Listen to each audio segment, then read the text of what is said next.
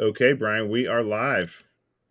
All right, guys, welcome back for some more Four Horsemen action. This time I have a different co-commentator. I'm here with one of the founders of the format, Chad. You probably all know him if you're familiar with the format. And we're going to be covering a top 8 match, actually. We're kind of bouncing around in the narrative here a little bit to keep you guys on your toes and keep you guessing. This match was played among, I believe, I think at least one of these guys was undefeated going into this round. Through the Swiss rounds. And it's an interesting contrast of styles versus the last game that we covered. This is, I would say, probably one of the other real pinnacle archetypes of the brand new format, TaxEdge. There's a lot of different ways to play this deck. It's certainly been a presence in old school, vintage, and so on, pretty much since Legends came out, and all these tools sort of just fell into place. But the primary mechanism of the deck, for those who are unfamiliar with it, is the interaction between the incredibly powerful 1 white mana enchantment land tax, which you see up there in the upper left-hand corner of the deck list. Land tax is probably an example of one of the worst design cards in the history of Magic, actually, in terms of its power level, its relative cost, and really what it kind of does to the dynamic of a game of Magic, where both players are trying to deploy resources and trying to do stuff. And land tax essentially punishes one player for doing that fundamental thing, to the point where good players will often, one person will play land tax, and in the absence of other fast mana, both players will just sit around and stare at each other for some indeterminate amount of time while they throw cards into the graveyard, because it's just simply too awful to allow your opponent to actually it's better than Ancestral Recall because it's +3 hand size every turn. To allow your opponent to basically just pull 3 lands out of their deck over and over and over again and turn their entire deck into pure high octane spells. And good players generally recognize how powerful that effect is, and will hold back their kind of all of their development. It's different, obviously, in a format like old school, because you have 5 Moxes, Soul Ring, Black Lotus, usually hanging out in a lot of deck lists. Also, a lot of 1 mana cheap artifacts. In this format, I'd say the card is elevated in power level. And I'm actually curious, from speaking to one of the founders of the format, Chad, what do you think about land tax being unrestricted in the inaugural event? That's a very good question, Brian. Let me just answer that question by jumping to a slide here real quickly. So, we had discussed a series of options for banned, restricted, and pointed cards, and what we ended up doing was we came up with 7 different options. Obviously, land tax is a serious problem, and actually, I can't do full string here, but I can get most of the options in, I think.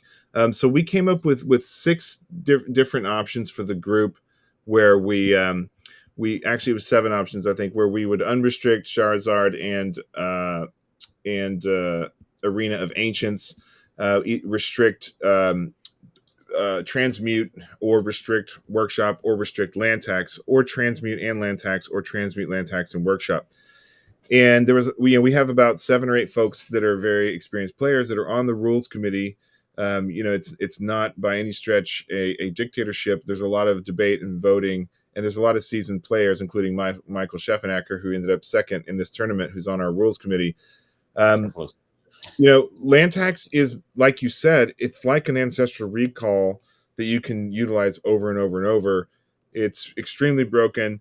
And, I had voted for option 1 plus option 6, which was, hey, let's unrestrict Charizard and unrestrict, it's actually unban Charizard and unrestrict the arena, and then do option 6 here, which was restrict, transmute, restrict land tax, and restrict workshop. And there was enough debate amongst the rules committee that we did not have a unanimous answer. And one of the things we decided to do early on was we wanted to get the voice of the community, to see what the folks that are playing the game want to do, and 51% of the people that voted for change nothing. Everyone wanted another round, another shot at the wild, wild west of the Four Horsemen. So I do think long-term, Brian, option 6 is probably going to be the best option to balance the format. But right now, everyone's having so much fun playing 4 transmutes and workshops and land tax that everyone wanted another go. So here we are.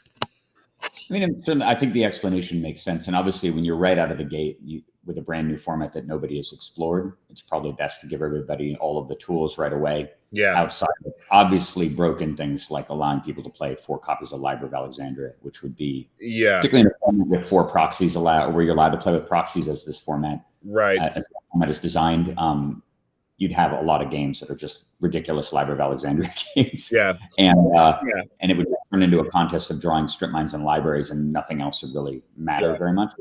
And I think at least you had the foresight to do that. I guess the only precedent that I would consider is the power level, is the effect that land tax had on some other kind of novel old school formats like the X-Point old school format. Yep. And I remember that format being pretty much won by a land tax deck, their big inaugural championship, and kind of being defined and dominated by the card. I know I have some suggestions that we can probably cover later about ways to address that might navigate. Brian, ultimately the X-Point group, originally land tax was only pointed at one point in the X-Point group, and ultimately they raised it to 2. And I haven't played X-Point lately for some obvious reasons, but I think that they may have even elevated land tax even higher in terms of pointing, because it is just, if you draw into land tax early in the game, or if you're playing 2 or 3 or 4 copies, you basically win. Yeah, it's bonkers, particularly in a format where there's no way to get around it because you're not allowed to play with mock set and everything. Right. Yeah, and so in this format, we do not have disenchant, which some folks have messaged me and complained about. But I've pointed out, hey, we've got Desert Twister. We have. I mean, they're equivalent. No, they're not, and one's very cheap and one's very expensive. But that's why I think ultimately, to balance the format, land tax will have to be restricted at some point. But if the community is having so much fun. We didn't see land tax make it to the top 2. We had that's TraFlin Adam's deck here make it into top 8. If we go back and look at the spoilers, we don't want to say what happens. right. But let's just review quickly. So the top 8 quarterfinals, Goblin King Steven was playing a land tax edge deck, as is That's TraFlin. In the second group here, Peter and Arnaud and Michael were all playing, and Victor as well, were all playing workshop robots. Some were blue artifacts, some were blue red. And Rob was playing an aggro weenie blue flyers deck with some splash of things like, unstable mutation and things like that. And then Roberto Manzini here at the bottom, unfortunately, we don't have the match between those guys, but he's playing a mono blue flyers, a blue skies deck. So we did not see land tax make it into the, all the way to the end. Let's just say it that way. Yeah, that's true. Hard to say, given your tiny sample size, whether or not that means that the card is as dominant as it's been in other formats.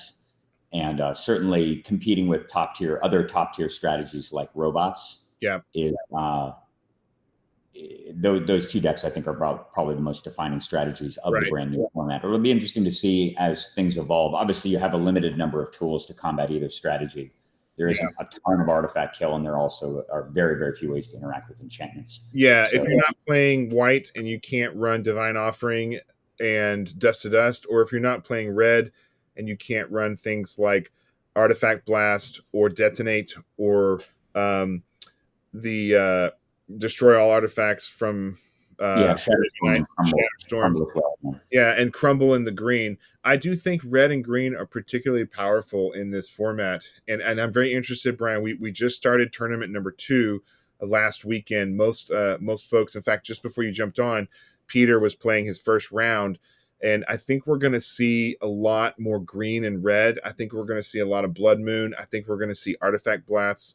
I think we're going to see some crazy cards like, for example, I'll give a little teaser. Peter was playing a living plains deck where he's changing all of the lands into creatures and doing some crazy things, which were very interesting. So I do think it's good that we're having another shot at the Wild Wild West, because I think, these overpowered themes of land tax edge versus, workshop robots, Triskelion, Transmute, people are really trying to challenge those 2 deck themes to see if they can conquer them. So this tournament 2 is going to be really fascinating to see what makes it to top 8, top 4. I agree. It'll be interesting to see if people are able to adapt. I'm of the opinion probably that just based on the tools and the degeneracy that's endemic to the format, that you're probably going to see the same stuff on top, generally because it's almost always better to just play the dominant thing than it is to try to play the very situational counter to it. Right. Because when you're playing the counter deck and you run against something like an aggro mono green deck or something, you've got all these things in your deck to deal with, artifact creatures. You're at a huge disadvantage and almost automatically lose. Right. Even with a transformational sideboard, because you've devoted a lot of sideboard slots or main deck slots to dealing with that, to dealing with the metagame. And so you're at a huge advantage when you in the Swiss rounds when it's more of kind of open ended. Well, and if that happens, Brian, we will repropose. We'll repropose the 7 options that we had proposed before, and hopefully the community will be on board at that point, and they'll realize, hey guys, we've got to restrict workshop, we got to restrict transmute, we got to restrict land tax, and we may even restrict 1 or 2 other cards. But if we jump into the tournament here, you already did a really good deck tech with Gandalf the Dark. But we haven't done a deck tech of Adam's Tower Tax Edge deck, so I'd be curious to see. Yeah, definitely. I mean, I covered a very, very similar red-white tax Edge deck in the first deck, the deck tech that we did before, and so I think that rather than going over everything in here again, I think it's probably better to just focus on the things that are different about the green, the Sylvan Library. Yeah. So where Steven ran with a purely red-white design, Adam went in a slightly different direction, decided to incorporate green. And I actually, I think that based on the various tools that green gives you, particularly Sylvan Library and access to Crumble, I think that it's probably a good decision, given that you're just splashing a little bit of green. Land tax already sort of fixes the green problem anyway. And if you look at his deck list, he's only running 3 forests alongside 4 copies of City of Brass. Yeah. Assuming he's not getting green from Fellerstone, he doesn't have a ton of green sources, but land tax is also a source of green mana and is pretty reliable, honestly, in terms of getting that. So Sylvan Library, incredibly powerful card, one of the strongest cards in the format, certainly in a format that doesn't have Jam Day Tome or Ancestral Recall or Brain Geyser, Time Twister, Wheel, all the ways to sort of refill your hand. It's one of the very, very scant sources of card advantage. Obviously, land tax does that as well, but of course, it only draws you land. And if you don't draw Winds of Change, you don't really have any way of converting the extra lands you draw into anything meaningful, other than, I guess, throwing them at your opponent's face via Land's Edge. But he's running 4 copies of Ivory Tower to combo with the Sylvan Libraries, and those 2 cards together allow you to have a incredibly powerful card draw and life gain engine that's pretty hard to disrupt, given how resilient Sylvan Library is to removal in the format. He has a lot of other cards in common with Steven's deck from before, including the use of the card Moat, which I think is one of the reasons to really push you in the direction of playing Tax Edge. Moat gives you a silver bullet answer against tons of the cards, tons of decks in the format. It's not an enchant world, oddly enough, because I guess when Legends was created, it seems like it should be. Right? What's that? It seems like it should be. I wonder if that's like a Legend I think a Moat error.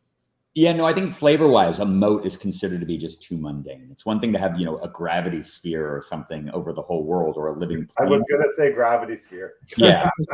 Well, and also the concept of a moat is a trench around your castle with water or other, deterrents and a drawbridge. So if you think of the idea of moat, like just because you have a moat doesn't mean everyone has a moat. Yeah. Exactly. Although in this case, if moat's in play, everyone's got a moat. No flyers can attack. But Land's Edge is also an enchant world, and so you can have the ability. That's also a little bit of an issue too.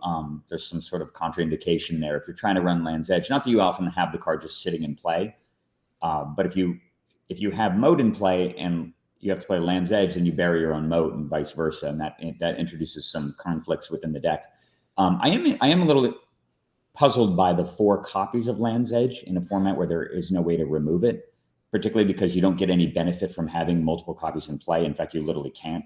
Brian, I have a comment there. So early on, I was running and experimenting with cards like Revelation for 1 green. It's an enchant world, and it the players play with your hands revealed. Also, cards like Concordant Crossroads, Abyss.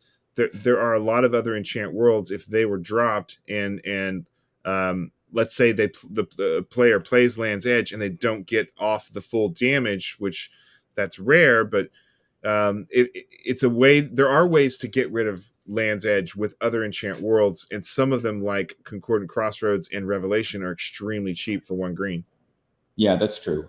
Most of the time, in my experience with this deck, you run maybe 2 copies of Land's Edge, and you kind of just hang around and you build up a hand of 7 land, or sometimes even more than that. You'll have 7 land, and then you'll tax all the way up. You might even have 2 land taxes in play.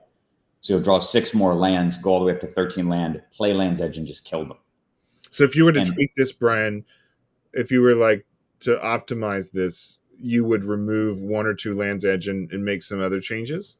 I think that I would. I mean, I as far as the other stuff, most of the other stuff is pretty standard. He has 4 copies of Divine Offering. That's just the standing for disenchant. 3 Spirit Links taking over for the role that would be filled by Sword Splashers. I do think this deck could probably run Golgothian Silex. Yeah. And given how predominant the big artifact creatures are in the format, and just artifact lands in general, it kills Workshop, it kills Factory. He's not running Factories, which is obviously a reflection of his decision to not only run 3 colors, but also to run with a ton of basic land in order to really fully utilize and leverage land tax. I don't know if that's correct either. And I think that Nisha's Factory, even when you're running Moat, the card is just too good not to use. Yeah. And well, you need them to counteract your opponent's factories. That's the primary reason why they need to be in the deck. It's not even so much you're planning on using them as a game plan. And they're weakened in Four Horsemen by nature of the fact that you're running with the rule that tapped creatures can't deal damage. Right. But they're still very robust blockers, and they just give you a solution to opponents' factories outside of the 4 copies of Divine Offering. I guess you have Land's Edge to kind of deal with them as well, but these all feel to me like very situational and defensive solutions versus a more proactive one. I just think factories are just too good not to use. Right. So that would be a change. I'd probably pare back the amount of basic lands a little bit, and certainly run at least one copy less of Land's Edge, maybe even 2. Given the fact that he's running Winds of Change also, and Sylvans, he can just churn to those Land's Edges really quickly. You did make a good point about how a lot of people are running main deck, probably is presumably running it main deck enchant worlds to get rid of things like the Abyss and Land's Edge. Yeah. But, in most of the deck lists that I saw, I didn't really see that happening very much. So it might be more of in theory. I do want to touch on the sideboard real quick.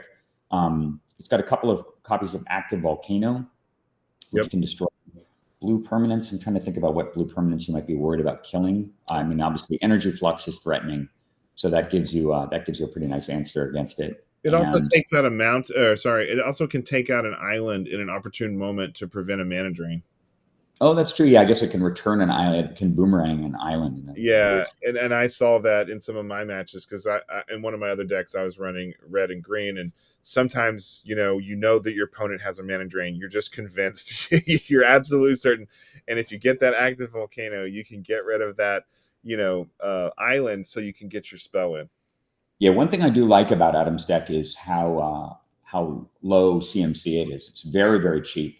Tons and tons of one mana spells. In fact, I think that's honestly another reason to run with the factories. He has so much land in the deck. The total 24 land plus 4 copies of Fellwar Stone, alongside an average CMC of, it's got to be substantially less than 3. It might even be less than 2 among his spells. If you look at how many things cost 1 and 2 in this deck. And for the viewers, Brian, when you say the acronym CMC, you're referring to? Oh, converted mana cost. I know that there's some, it's mana value now, I think is the common term. But converted mana cost was certainly the lexicon we used for a really long time. It just refers to, if you add up all the generic and colored mana symbols on the card, what that number is. And if you look, he's got just piles of 1s and 2s. So the deck is really, really cheap to cast. Really cheap to run. I think that probably 28 mana is a little excessive, even with the 4 strip mines. Yeah. And so there's probably some wiggle room there. And certainly you could replace some of the basic lands, I think, with, given that he's running 4 Cities of Brass as well, and the color requirements of the deck are just they're so slim, I think you could definitely fit some factories in here. He's running a couple copies of Dust to Dust. I think a very, very powerful effect. Love that. I would have absolutely liked to see either main deck or at least sideboard Golgothian Silex. But the thing is, As far you might say, oh well, Golgothian Silex kills your own strip mines, but the strip mines don't need to remain in play anyway, and they both sort of serve the same purpose. It hits the And towers too, the ivory towers, which he's using to gain. Oh, that's a valid point actually. I guess ivory tower, even those revised ivory towers or fourth edition, whatever those are, they still count as antiquities. Well, and there's that really amazing dynamic between ivory tower and Sylvan Library where you can draw more cards because you're gaining so much life, especially if you're land taxing. If you've got 7 cards in hand and you land tax, you're going to have 10 cards, so you're going to gain 6 life, and then you can, spend 8 life to draw 4 cards. Yeah, or to draw 3. Yeah, to draw 2 extra. Draw 3. Excuse me. Yeah, that churning engine is probably the most powerful card advantage engine that exists in this format at the moment. Yes, and so it's good to see him leveraging that. I think that alone really warrants the inclusion of Sylvan Library. And if you actually look, it's his only main deck green card. Although he has a lot of green cards on the sideboard. Not as many crumbles as I think I would have liked to see, but he does already have 4 Divine Offering and then the double Dust to Dust, so maybe it's enough. He has Drop of Honey, which is a pretty interesting defensive card. Obviously running that as a countermeasure to just fast, aggressive decks, particularly decks with flyers like that, the mono blue and the green blue decks that we saw. And then he's got this transformational component with 4 copies of Urnam Jin, which is pretty cool to see, and obviously has an added benefit of being pretty beefy against other opposing robots and stuff. Urnam, same casting cost as Suchi, and a little bit bigger and able to beat it in combat. So and he's got a total of 3 copies of Falling Star. Obviously, that's just his layers of early creature removal. So funny to see, right? Falling Star is the anti-creature defense. Right. Standard. And in this format, Brian, we've gotten some critique for this, but we're trying to make the Four Horsemen different, right? If you want to play modern rules with old cards, you've got Atlantic, you've got EC, you've got X Point, you got Paladin. There's so many formats where you can play all the modern rules. And we were trying to figure out, can we make this more fun and play like the old rules, And Falling Stars come up as a bit controversial. And there's, the EC folks came up with a kind of a unique compromise where Falling Star can only affect 2 cards. And if you can lay the 2 cards out and do your flip right, you can do 3 to both. And what we decided as the rules committee, we debated this quite a bit, was we just decided that when an opponent plays Falling Star, you freeze the board, you don't move your cards around, don't spread things out to gain an advantage or disadvantage, and the player just arranges their cards and does the flip. And so if you are playing with all your cards grouped close together, particularly your creatures, a Falling Star can be massive, and it can damage. If you got 4 cards and you hit all 4 of them, and they're all 1/1s, you're out of luck. But one of the things we also noted was it's really easy to counteract Falling Star by just playing. If you know your opponent's playing red, spread your creatures apart with an inch or 2 in between them, and they're never going to be able to hit more than 1. And that's been a good compromise for dealing with Falling Star. Yeah, I touched on the idea of sort of how awkward it was to try to recreate your opponent's board state on your own board state and so on. Yeah. And I think as time goes forward, certainly if Falling Star sees a lot of play, there may be some sort of more elegant compromise. There might be, or a restriction or a point or something like that. Just to play, just more like playing it the way that it's played in some of the other online events where. Yeah, and if the rules committee goes that way, if we continue to have complaints about it, they could easily just say, all right, we're going to adopt the EC rules, and away we go.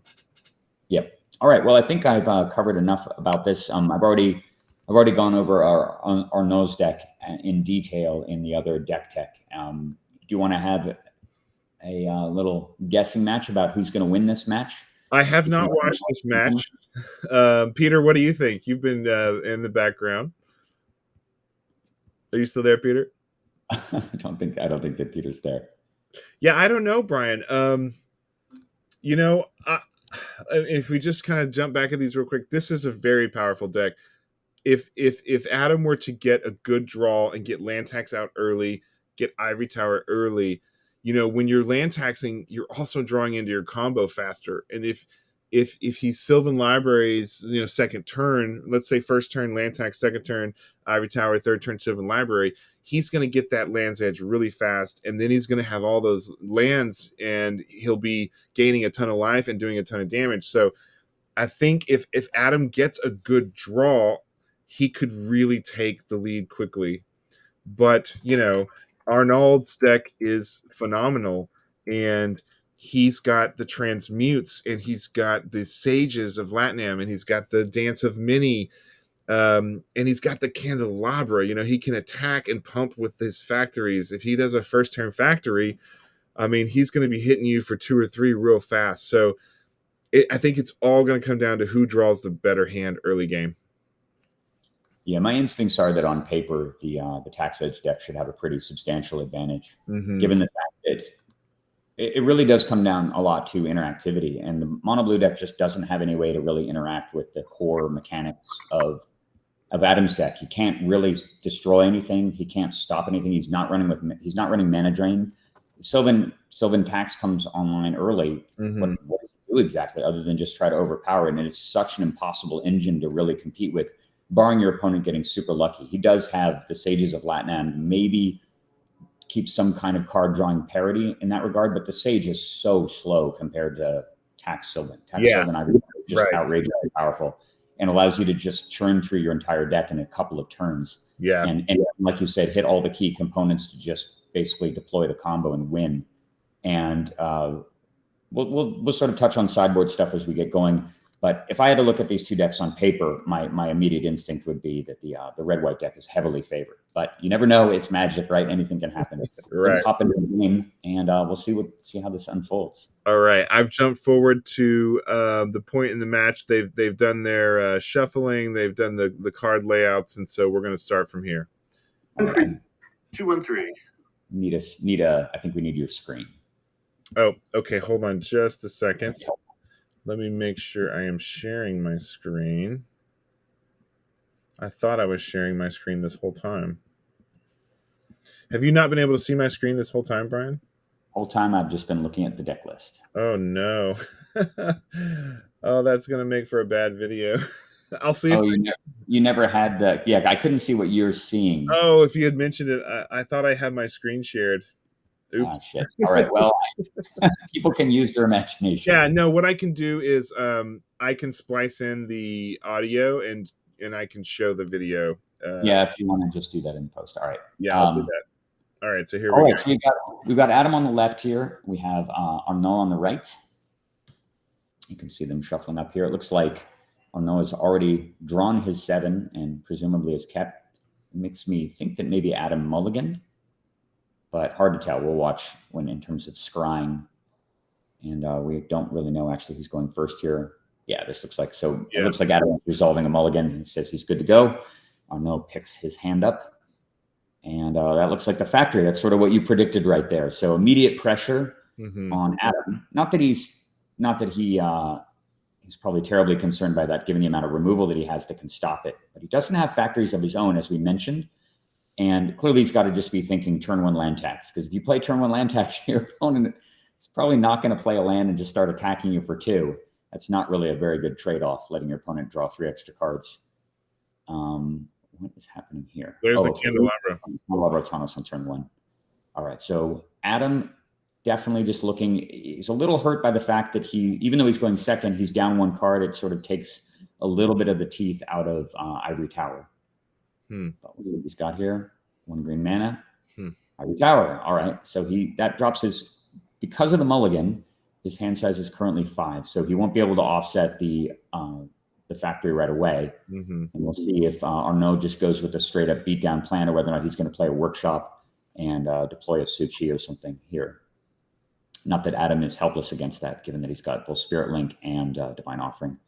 All right, strip mine. So what do you think here? Does he strip mine right away? Do you attack for 2? Well, I have learned, Brian, I've played a lot of test games and I've played Tournament 1, and when I strip mine early, every time I do it, I end up regretting it. It does hurt you on the mana. Yeah, it really does. One of the big problems with trying to do the aggressive strip mine plan early is that you don't have any way to both strip mine and develop by nature of the fact you're not running Moxes and stuff. That's a huge difference from the other formats. The other formats where you're allowed to play with the jewelry, because in those formats, strip mine is way more potent because you can not only destroy their land, but you can get further ahead at the same time. Same thing with Fellerstone. Okay, so he's electing to take that route. There's 2 Ivory Towers in play. That's going to be 2 life a turn for now. You can see him just slamming away with factory right here. And is he pumping it with the candelabra there? Yeah, he's hitting for 3. Life totals are now 14 to 20. Adam will be able to gain back 2 life during his upkeep. The question is does he just let another turn pass? And they're talking about the amount of damage dealt. I think that he didn't realize he was hit for 3 that turn. And looks like Arnaud is passing it back. So if you're Adam, do you play another land here, or do you just sit back and start gaining 4 a turn and force your opponent to pressure a life total with most of his mana? I think if I were in Adam's shoes, I would hold my cards and gain the mana, because it really counteracts the factory. Yeah, I think that's probably a good decision, particularly because he doesn't have land tax right now, and he just needs to wait to get it. If he can get land tax, then it's just off to the races. You can play a land every single turn while keeping your hand size at max or even higher. And because of the stacking order during upkeep, also you can stack the towers, then you stack land tax. Land tax resolves first. You actually get the lands in your hand before the towers resolve. And you wind up getting all that extra life. In this case, it would be 6 extra life from the effect of land tax. Extremely impactful. And I do like this play quite a bit, actually. There's probably nothing that Lou needs to do. And he may actually already have preemptive answers to both Su-Chi and some of the other bigger artifacts in the deck. They may just already be in hand, and he's just holding them, waiting for Arnaud to spend his turn investing in one of those things. He can neutralize it while still gaining tons more life. And eventually just neutralize most of the threats in Arnaud's deck just purely off of life gain. And if he happens to not draw a land or hold a land for the next turn, here I am jumping in. I don't know. We were discussing something here about, I think, the pumping of the factory, because Adam was asking about, can Arnaud Avenel pump his factory with the candelabra? So I think that's what the discussion is here. But what I was going to mention, Brian, is if he can hold on and get to 7 cards, he'll be gaining 6 life per turn. Adam will, which would just give him all the time in the world to counteract that factory. Yeah, certainly against Misha's factory, obviously there's much bigger threats that can come.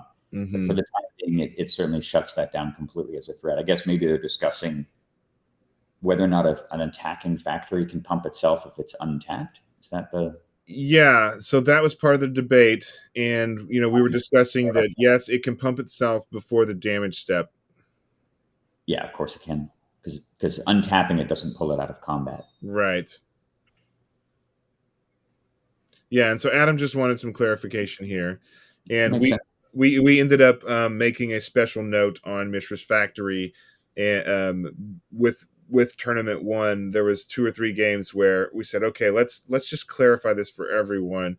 It's nothing crazy. It's nothing overtly complicated. It's just, let's make sure everyone's clear, that the tapped factory can block, but it can't, deal damage. And yes, with candelabra, you can pump it. So we've made those clarifications in the rules now. Okay. I guess they're still just sorting that out. They're still discussing it. Let me see if I can jump forward here a little bit for us. All right, here we go.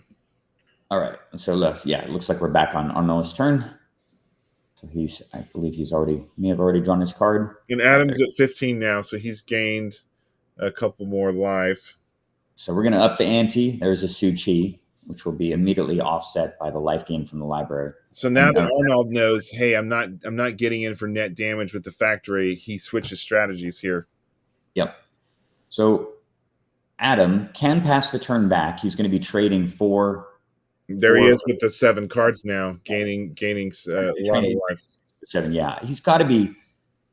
I mean, it's really admirable patience. I think in his position, I think I would probably start developing here. I just don't think that he doesn't have any Wrath of God effects. He doesn't have another factory. There's just so much pressure. It is 6 life a turn, but if, let's say, Arnaud plays Clockwork Avian now, Adam is now missed, assuming, and of course I could be totally wrong, he could have no answers in hand at all, or no lands, and nothing really to do. But based on his body language, I kind of get the feeling he is just holding on lands to gain life. Yeah. And but if let's say another Su-Chi comes down, or Workshop into Triskelion, the amount of pressure is just going to be monumental. And he's going to be so far behind, he's not going to be able to probably develop to the point of being able to offset the incoming damage, even gaining 6 life a turn. Yeah, well, he's taking 4 from the Su-Chi, and then that double pump from the candelabra, so he's taking 7 even while gaining 6. Yeah, and you can see right here that the candelabra also. It's interesting that I believe Arnaud played another factory, and playing another factory, he actually had the ability to utilize all of his mana to untap both factories. And To pump it twice. he doesn't have anything reactive in his main deck. So you can see right now, Adam might have Divine Offering. Is that another factory? I can't really tell. Everything is too messy over It looks there. like he's got 1, 2, 3. I see 3 islands, a strip mine, and a factory in the candelabra over there. And then and then the factory up front that's attacking. So yeah, he's strip mined the plains. He's got the double factory. He's got the 2 islands in the candelabra and the other factory behind to pump. Yes, this is just a ton of incoming damage. So he pumps to 3, then he untaps both factories. They pump again. Yes. So that's a 4/4 factory attacking, right? Actually, a 5/5. Oh my gosh! So he's taking 9. Yeah. Wow. I mean, that's brutal. Piling up, and now you notice he played the strip mine as well. This is another obvious drawback for Adam, holding back on mana and deciding not to develop. It just makes strip mine way more potent. Because what is his answer to this? Right? It's moat. Moat is how he gets out of this situation, and moat costs 4 more mana. Yeah, and he held off, in your opinion, a little too long to exploit the life gain when he needed to develop his mana base. Yeah, I think so. I mean, obviously, we don't know what's in his hand. It could just be a bunch of non-interactive stuff. But I mean, he hasn't drawn land tax. He hasn't drawn Sylvan Library. He's drawn a pair of Ivory Towers. There isn't really much else he could have other than cards like Moat, right? And possibly some other answers. And so you gotta prioritize that. Take some damage now to solve the problem later rather than just slow playing it. Yeah, if he had the Divine Offering, surely he would have used it on the factory or the Suchi by now. And if he had the Spirit Link, surely he would have used it on the Suchi. Maybe he's holding 3 moats, Brian, or something like that. Something terrible. Maybe some combination of Land's Edge and moats and stuff. So you can see right here, he's tapping 3 mana and activating a factory. It looks like he's going to be using the Candelabra of Tawnos preemptively before the attack step. So this thing is pumped up. I assume that he's tapping the workshop here, and then he's going to use Candelabra to untap at least one. The workshop can't power the candelabra, but the candelabra can power the workshop by untapping it, right? Yeah, so you can see right here. Yeah, that's correct, exactly. So you can see he's using factory to pump this. This is now a 3/3. Oh man! He's going to use 2 additional mana to, I assume, untap 1 factory and a workshop. Oh wow! 6 mana, and he's also going to pump again. And the other Mishras. Yeah. Wow, it's so strong. The candelabra is unbelievable. Yeah, so now Triskellion's probably coming down here. There he is. Yeah. Additional pressure. He's not going to be able to make it to moat. He's going to be dead before he can cast the spell. Assuming he doesn't have Divine Offering somewhere in here, that would obviously change the math a lot. So that's another 8 damage, and it's going to be 9 total after he uses his factory. Wow! Plus he's got the 3 on the Triskelion to ping him. Man, that's brutal. Oh my gosh. I guess that's just 8. I think he only pumped the factory a total of twice. But down to 7, he's going to gain 6 and be at 13, and that is more than lethal coming next turn. Right. Oh, so wow. Adam's going to have to basically just have Divine Offering here, or he's going to be dead. Even with all of that delicious life gain from the towers. You could have Spirit Link too, I guess. You could throw a Spirit Link onto the Suchi to stop some of the bleeding and then play Moat the following turn. There it is. You're right. However, there is a problem, right? If Spirit Link is on Suchi, then if he still takes a lethal hit before the life gain comes back from the enchantment he controls, he's temporarily at 0. And because we're not playing the rules that were around in 1994, when you could actually survive through the end of the... we are playing that, Brian. Remember, we're trying to play the old rules. So you don't die till the end of the phase? Yeah, so we discussed that. That's in the rules. If you dip below 0 and can get back up to 1 or above. Okay, so Spirit Link will actually save him here rather than just taking lethal damage. Yeah, but if you put it on the Triskelion, I guess the Triskelion would ping him for 3 in response, so that wouldn't be a good move. But yes, we're trying to play late 1994 rules, revised rules, and the same kind of gameplay and game mechanics and meta. And here we're talking about this very thing that Adam can dip below 0 if he can get back to above 0 before the end of the phase, and then it's the old rules apply. Yeah, I don't even think it matters here, though. If he activates 2 factories, they can both attack. He can untap both factories and have them pop themselves. That's 6 damage. 4 from the Tricorian is 10, plus 3 pings is 13 exactly. And Adam is at 13 as far as I know. So that'll get him. He has lethal damage and shouldn't even bother to do workshop shenanigans. All he needs to do literally is just, I guess he needs 1 more land. I think he needs anything that's not a workshop because he used his strip mine. So he's 1 short. He can hit for 12. Let's see what's going on here. And Adam has not played a land this turn, has he? Or Adam played a land and cast Spirit Link. Okay, so he dropped that plains and then Spirit Linked. So he's just attacking with the Triskelion, taking him down to 9. So if he played the land and then dropped Spirit Link, transmute artifact. Okay. Oh wow! Can go get another Triskelion here. So Arnold's transmuting that Spirit Linked useless Suchi away. Yeah, this looks like a big mistake to me, honestly. He should be doing this before combat because then he gets 4 generic mana from the Suchi, and he can just run those 2 factories completely for free. Was getting another Trisky though. Right, I understand that, but he now gets 4 additional generic mana added to his pool now. Once the Suchi is actually he's dropping the coffin with it. He's casting coffin with that extra 4. Right, I understand that, but again, he had the ability to just do this before. I don't think that he needs to play the coffin. I don't think that does anything to the board at all. I think it's much more impactful if he goes transmute the Suchi. So he pays 2 additional mana. That puts a Triskelion into play. But then Suchi goes to the graveyard, triggers 4 generic. With that 4 generic mana, he activates both factories, and then uses Candelabra to untap both factories. Double pump. And the workshop, which allows him to both play the coffin and attack with both factories. Oh, wow. To just smash Adam for tons more damage. So this was a suboptimal play. Yeah, he'd be able to hit him for 6 more damage, and then just finish him off with. Look how many Triskelion arms are in play. Yeah, 6 damage just from Triskelion arms alone. Yeah, unfortunately, Adam doesn't have any fast mana that he can play. That would allow him to get up to 4 to cast the moat, which would save him most of the damage here. But I'm pretty sure I would have to do the math exactly. But I think that Arnaud actually had lethal damage right there. Wow! If he had seen the ability of transmuting before attacking. Wow. Well, this happens, right? I mean, a lot of the folks that are playing in Four Horsemen are, truly old school players. Like Arnold's, probably a bit older than I am. Not necessarily high end professional players. A lot of folks playing for fun. Yeah, of course. But it looks like it doesn't even matter. It looks like Adam's packing it in here. He just passes. Initially, he passed the turn back, realizing that he's due to take about 20 on the next turn, and that there's no surviving that.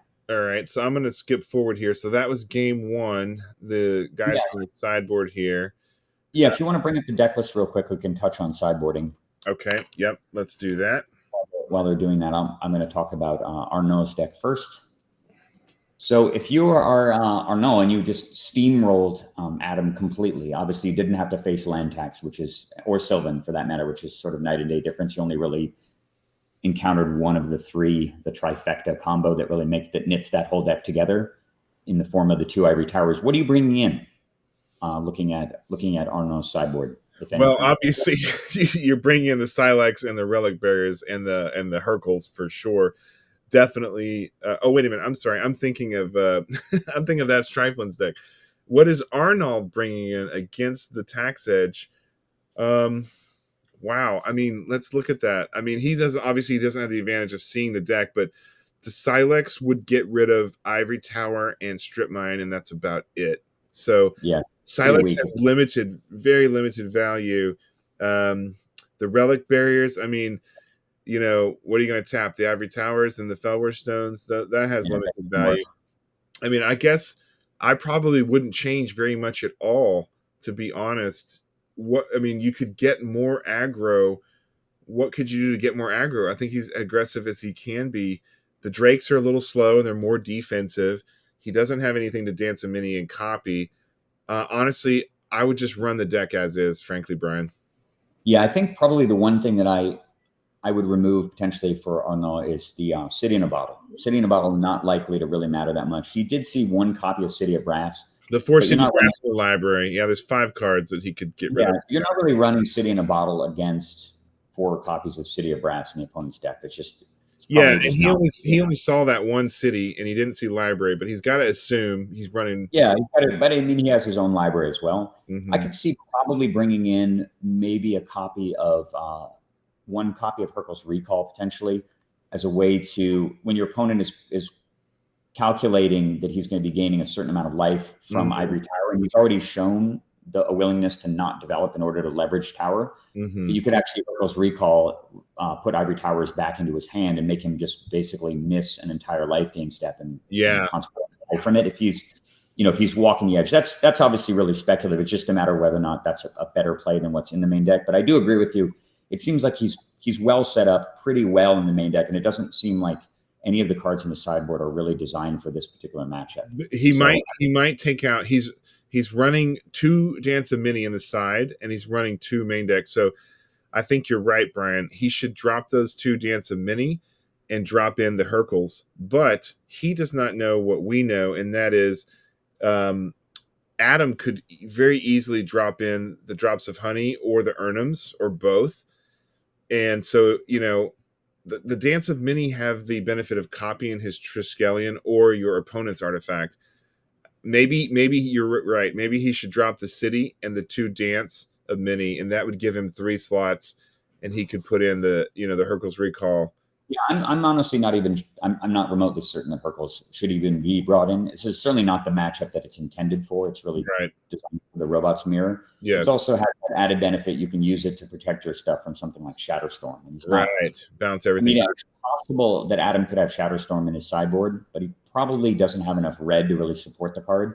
And Arnaud may not even be thinking about seeing that from that deck, given how many artifacts Adam is running in his deck anyway. So I would honestly be shocked if he brings in Hurkyl's Recall. I think maybe something really, really minor, swapping out maybe the City in the Bottle for an Azure Drake or something would make the most sense. I think the Dances of Many are good enough that he should probably leave them in because they just give him extra pressure in the early game. Yeah. And the early game is really where he's going to be winning here. If the game starts to go long, he's going to just get ground down by the card advantage in Adam's deck. Right. And the card won't even matter. So speaking of Adam's deck in the sideboard, let's take a look at it over here.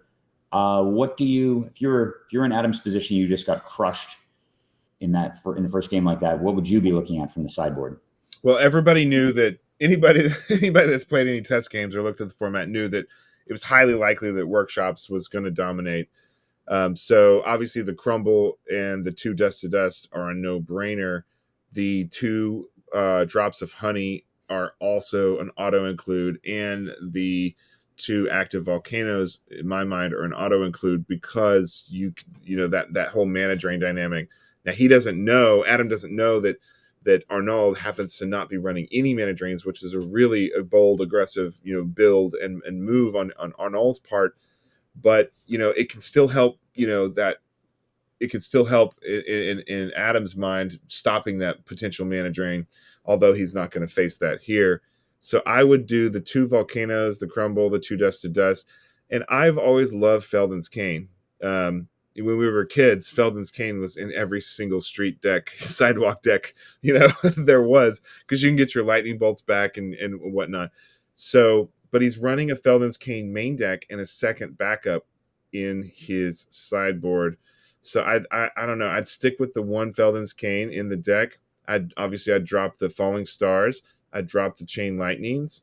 I might drop 1 Land's Edge like you had suggested, and maybe drop 1 Land Tax. So that would be 1, 2, 3, maybe 4 cards, and you need to squeeze in 5 plus the 2 Drops of Honey. So you need to squeeze in 7 cards. So I would drop both Chains. I would drop both Stars. That's 4. I drop 1 Land Tax and 1 Land Ledge. That's 6. And maybe I would drop that, maybe 1 of the Fellwar Stones for 7. Yeah, I think you could probably get away with cutting. Obviously, it doesn't have a huge use for blue mana, so Fellwar Stone is quite a bit weaker. Although you saw that game, let's assume for the sake of argument, that he did have Moat in hand, he was unable to play Moat in time to staunch the beat down. Yeah. And he certainly aided that by playing those ivory towers and trying to just run towers for a while. Mm-hmm. I think that the play ivory tower plan and do nothing is very effective against a hyper aggro deck that's dealing damage in increments of 1 or 2. Mm-hmm. And I think it's probably not a good game plan against a deck that's going to be hitting you for 10 plus per turn once it gets to turn 3 or turn 4 with big artifact creatures. So I think the development, again, we're just speculating because we didn't know what Adam had in his hand. Mm-hmm. And maybe he just needed to draw into something in order to be able to interact in the game, and it was really his only choice to just pass turns to try to buy time with the towers.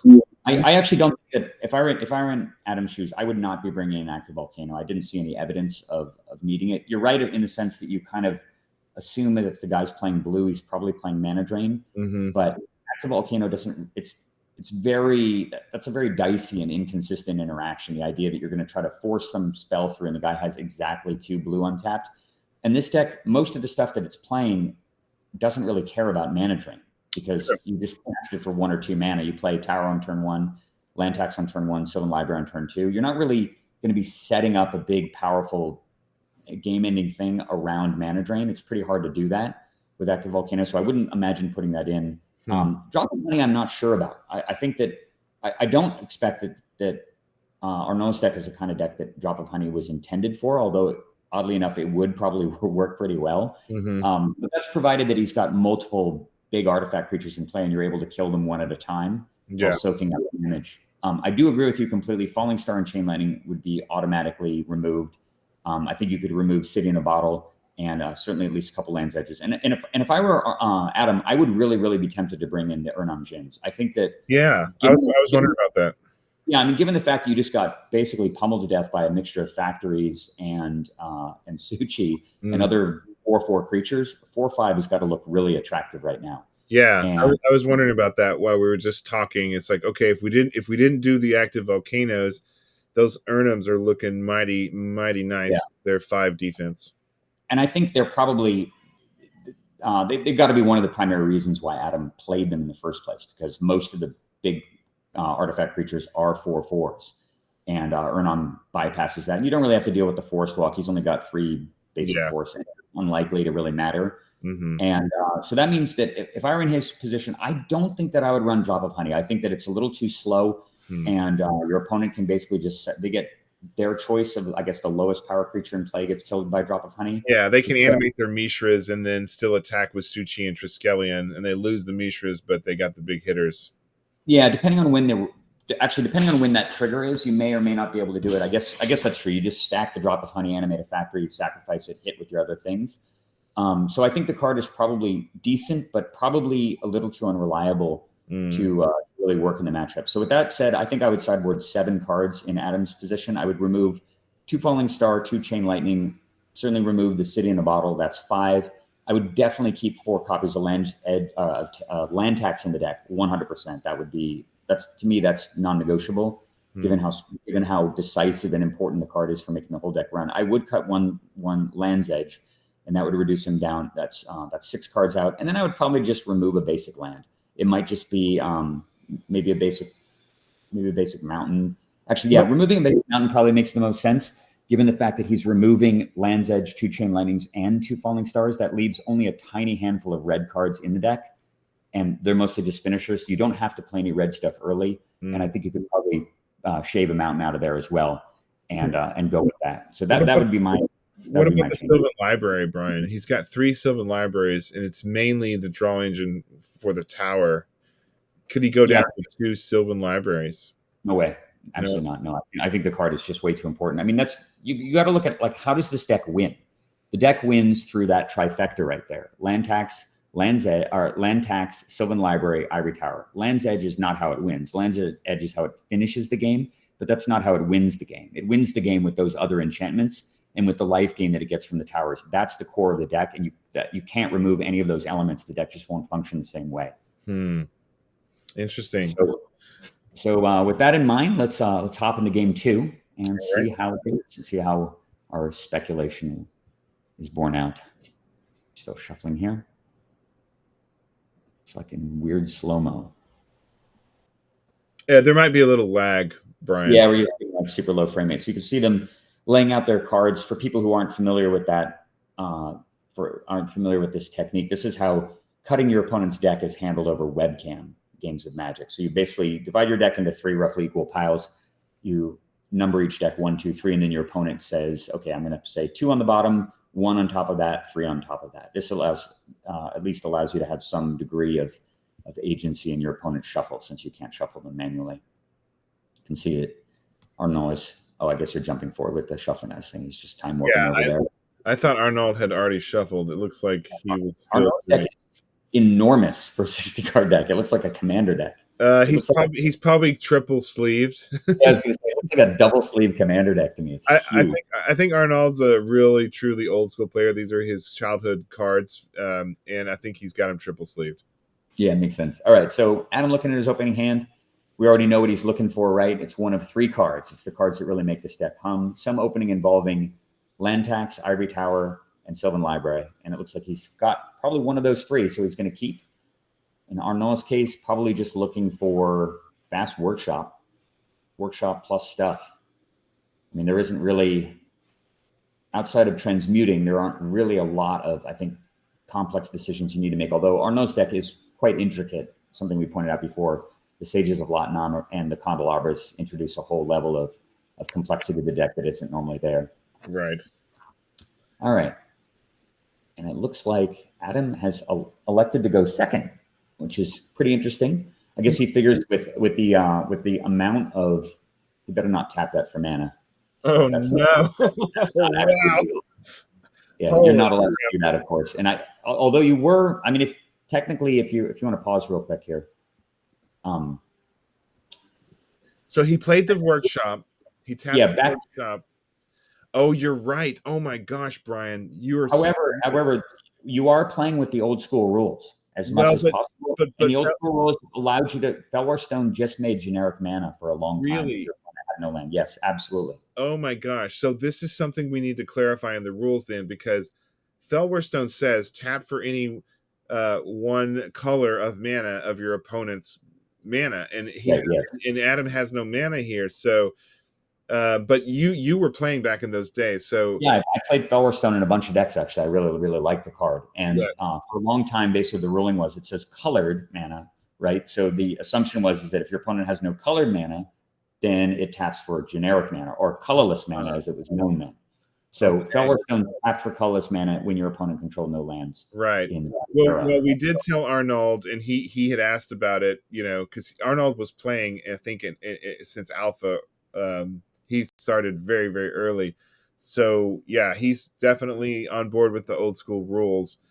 But I actually forgot that this was a game mechanic for Fellwar until you just mentioned it.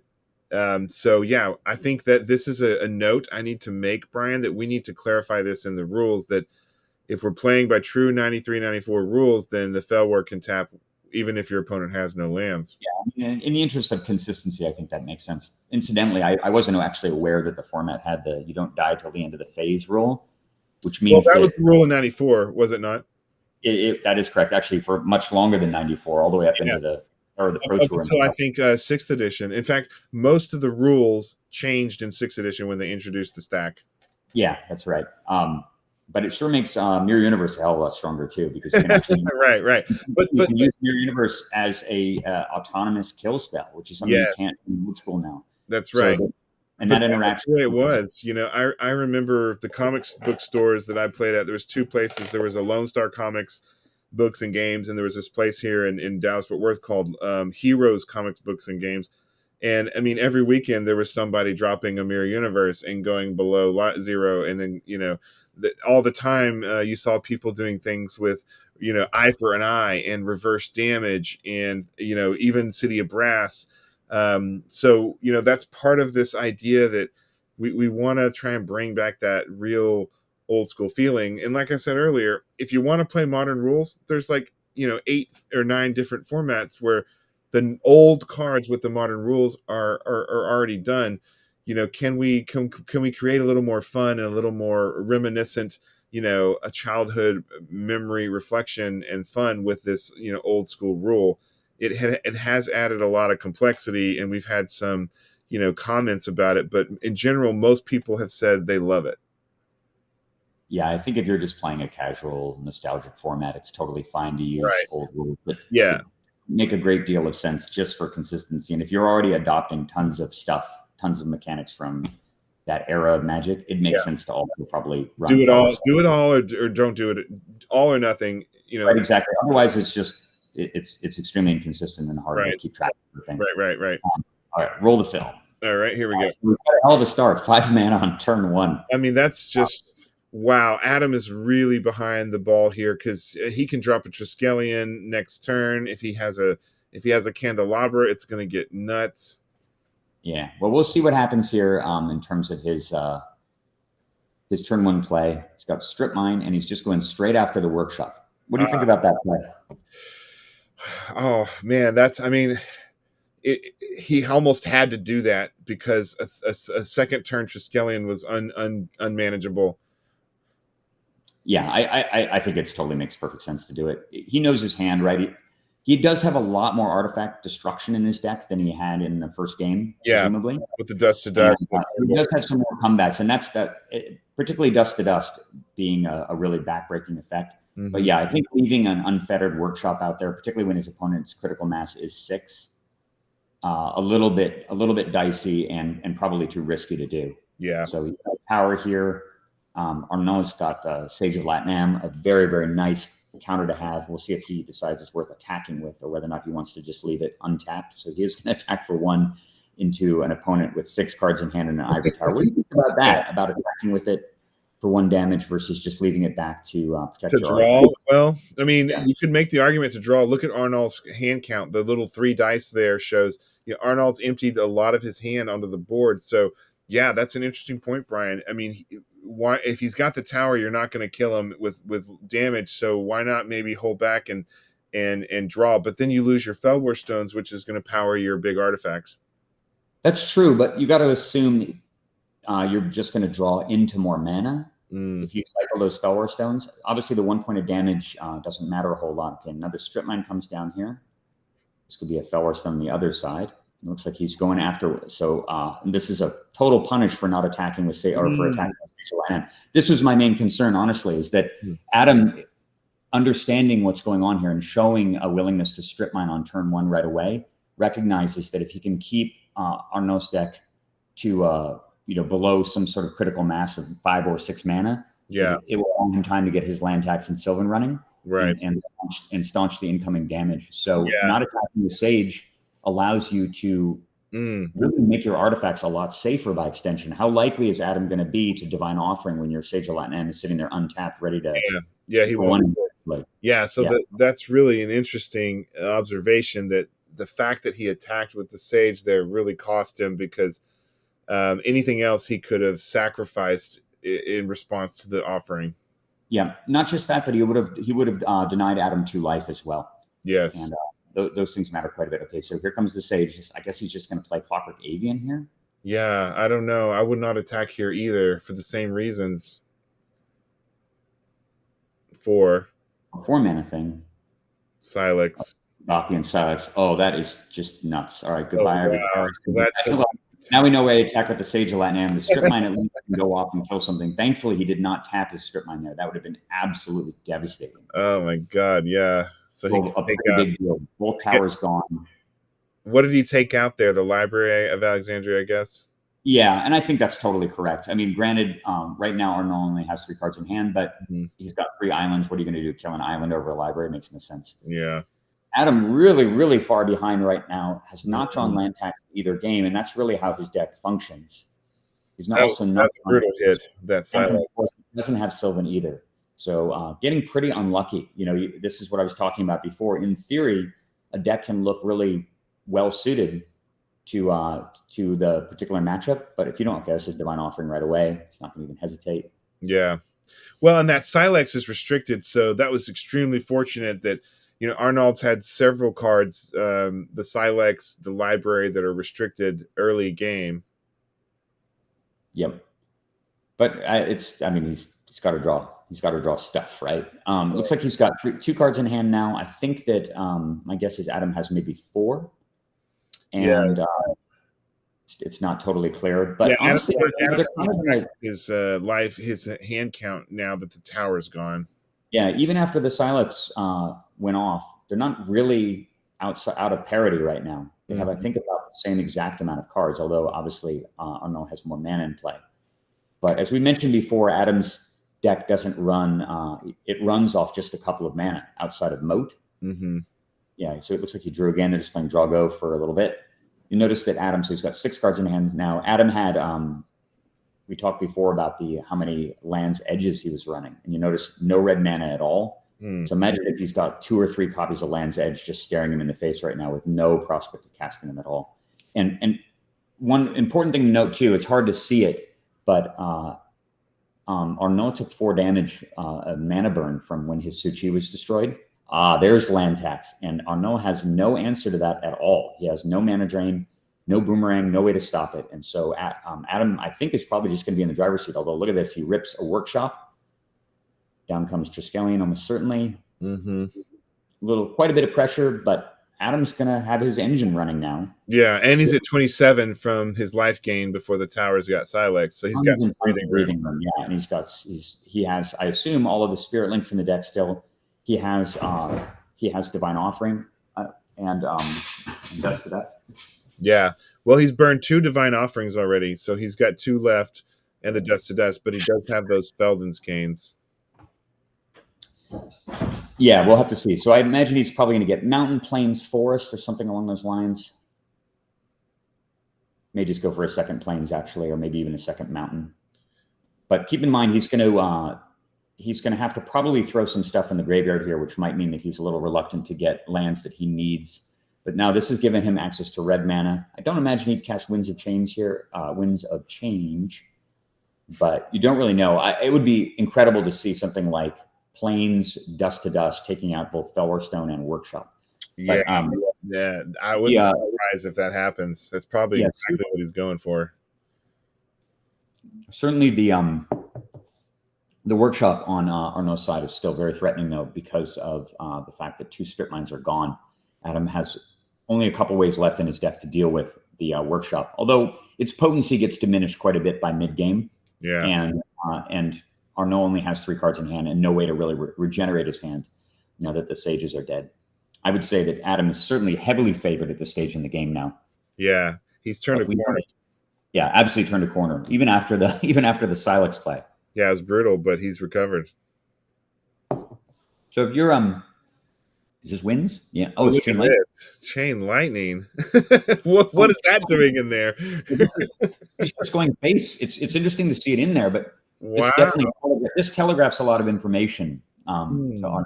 First of all, it shows him Adam almost certainly has Land's Edge in his hand, right? Right. Not that Arnaud has anything that he can really do here other than just attack for 4 and play more robots and hope for the best.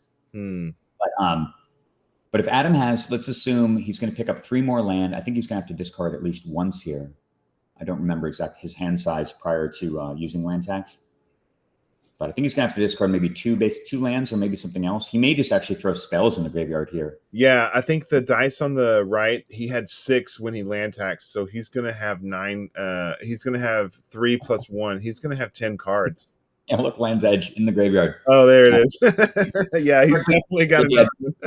Yeah, that he had 2 of them in hand. But that's telling information. He's throwing away a Land's Edge, which means he's prioritizing those basic lands above it.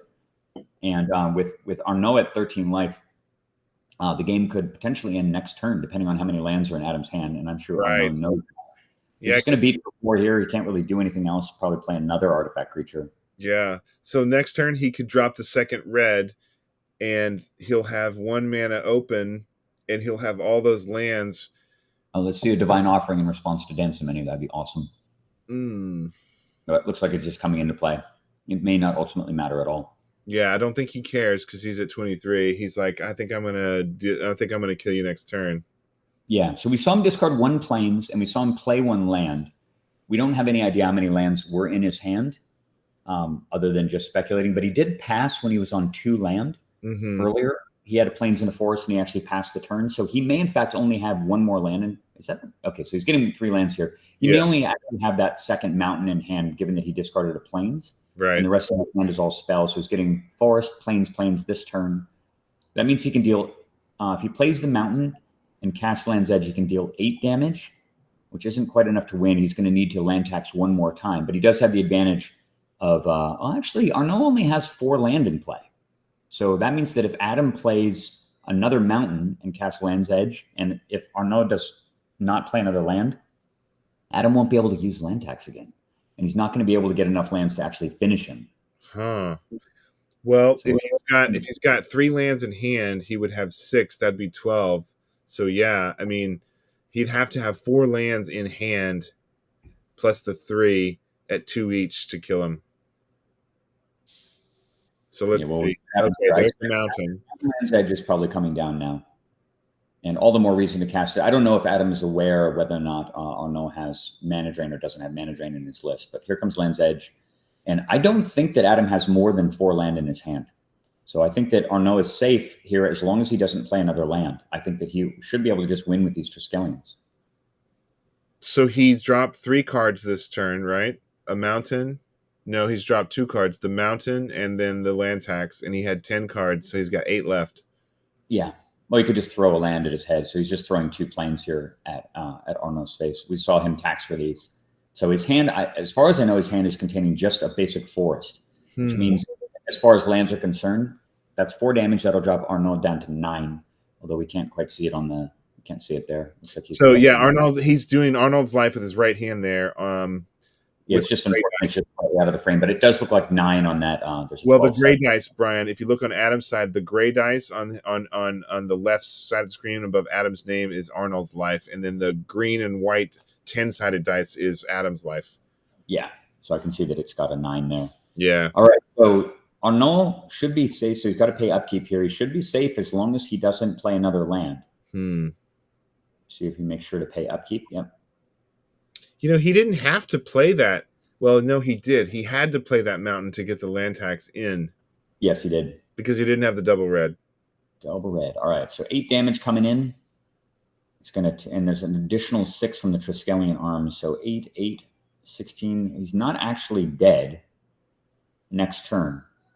But yeah, not able to land tax. It's going to be really problematic trying to close out the game with your opponent at 9. And of course, no way in hell is Arnaud going to play another land. Right. He's got 5 mana. He can still drop things like Suchi, and he can drop the Tanos Coffin. He can drop even the Clockwork Avian. Yep. And it looks like he's just going to pass. Wow. But Adam can definitely save his skin here with hopefully he's got a, oh man, he actually threw away 2 plains. He better not either. I don't know if he actually has another plains in his hand, and he well, we know he's got a forest at the very least. Right, I know, but he better not draw moat. Can you imagine if he draws moat? He can't. Then he can't play it unless he has another plains. Maybe he's holding extra hands. Who knows? Gets him out of the situation. He probably just wins the game if he has moat.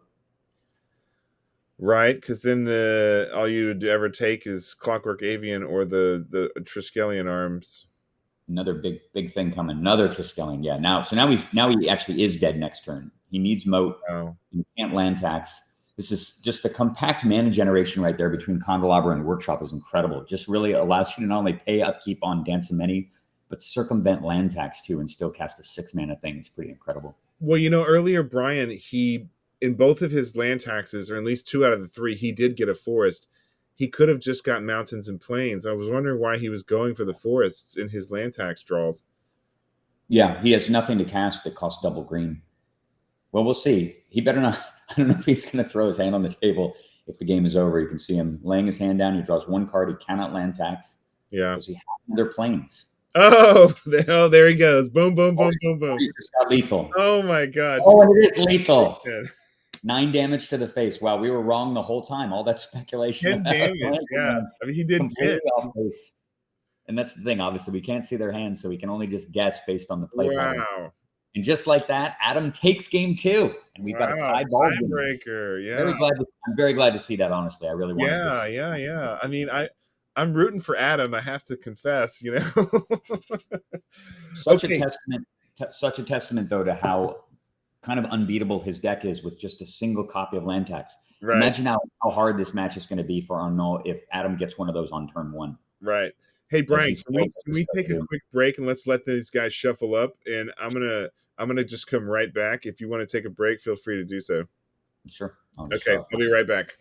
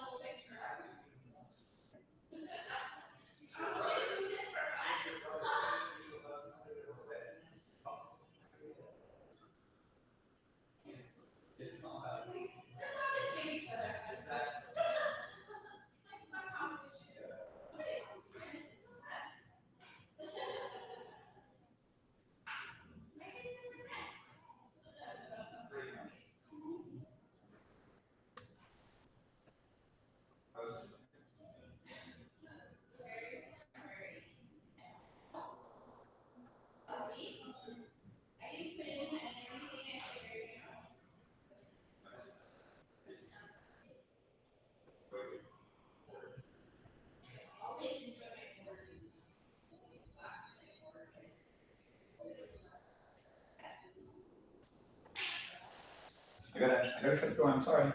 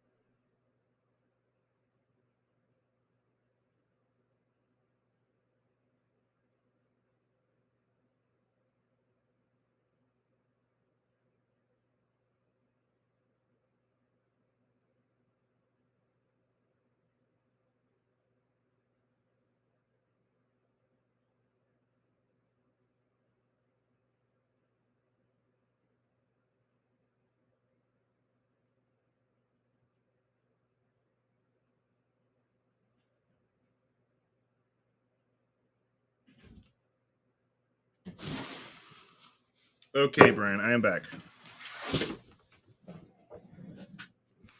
Brian, you there?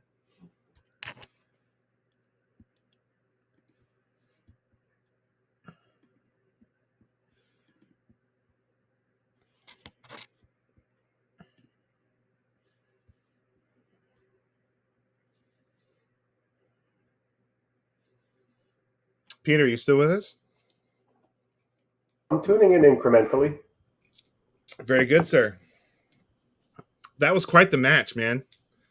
That's ThatsTriflin lost the first match. And he took the second one. He did 10 points of damage in one round with his Land's Edge and took out Arnaud. I didn't see it happen, but I saw him building up to it. You could see that he'd turned the corner, as Brian said, where he was like way behind. Then he got Silex, and somehow well, not even somehow. It's just you land tax, and you have less lands than your opponent. You're in a good place. Yeah, he played it very well. Yeah, I would say.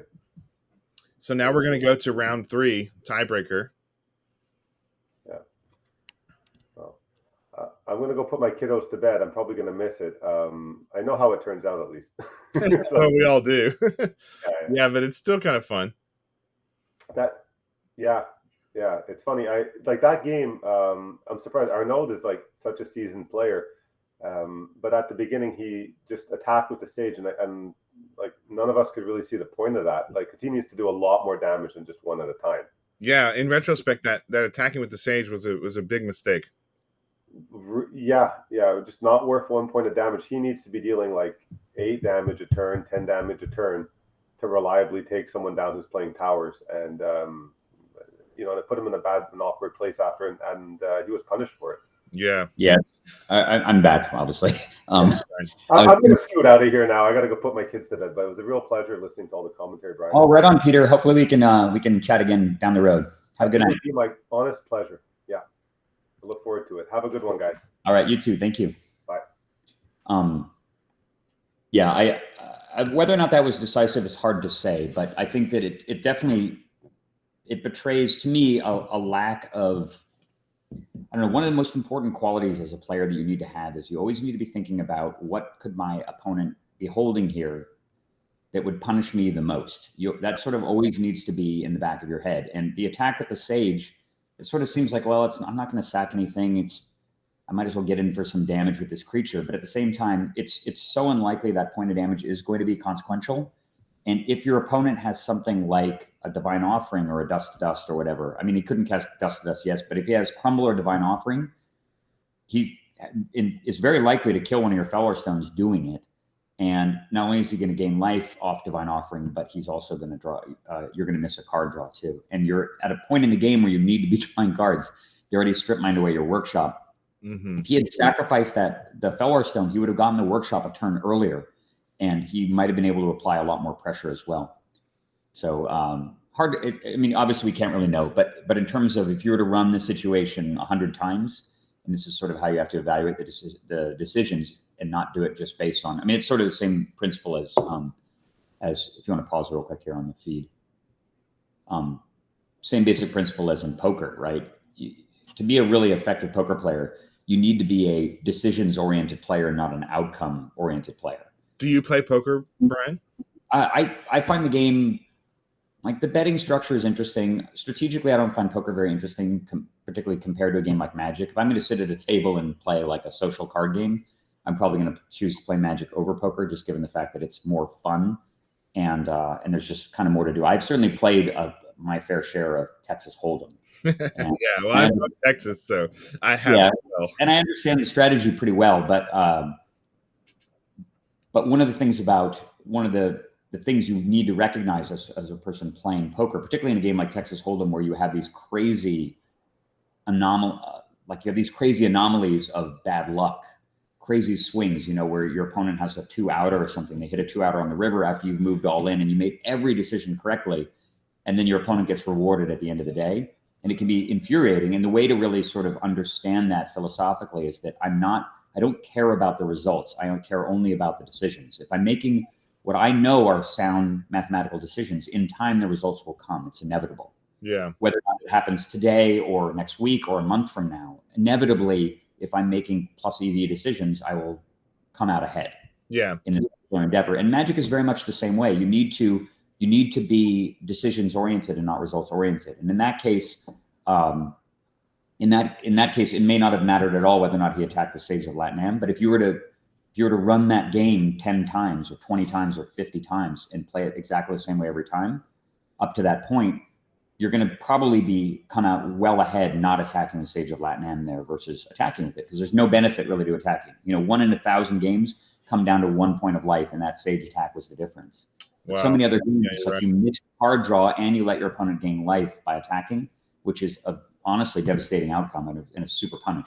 Yeah. So you have to sort of focus on that and recognize that it was a poor decision. Yeah. I'm not sure if we're recording yet, but we can jump back into the game here. Are we recording?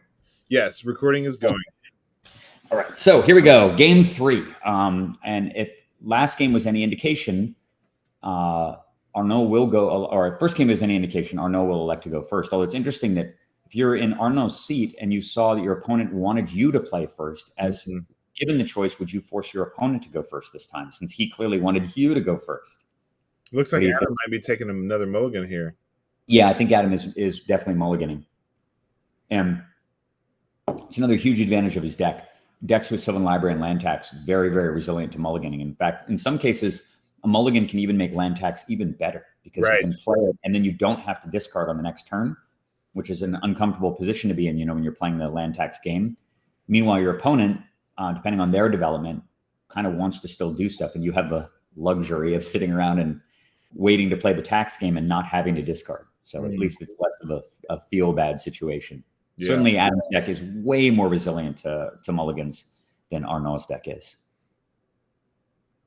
So we'll see what's going on here. Here, I'll jump forward a little bit for us. Yeah, he's just moving his camera around. It looks like he's just doing a relative. Oh, so we're doing the full shuffle. All right, Adam redraws 7, and we'll know whether or not he's going to keep based on whether or not he puts a card face down on the table. So what do you think? Who do you think is going first here? Do you think that Arnaud is going to have Adam go first this game? I think Arnaud's already decided to go first, and I think Adam's going second, and that helps him with the mulligan as well. Yeah, so it looks like Arnaud has actually stepped away. He'll probably jump forward again until he comes back. There he is. Okay. So it does look like he has elected to go first. So that's very interesting. So they clearly are not in agreement about what's advantageous. Down comes Misha's Factory. Same opening as game 1. And we'll see if Adam's got land tax turn 1. That looks like, it's the tower. Yeah, great.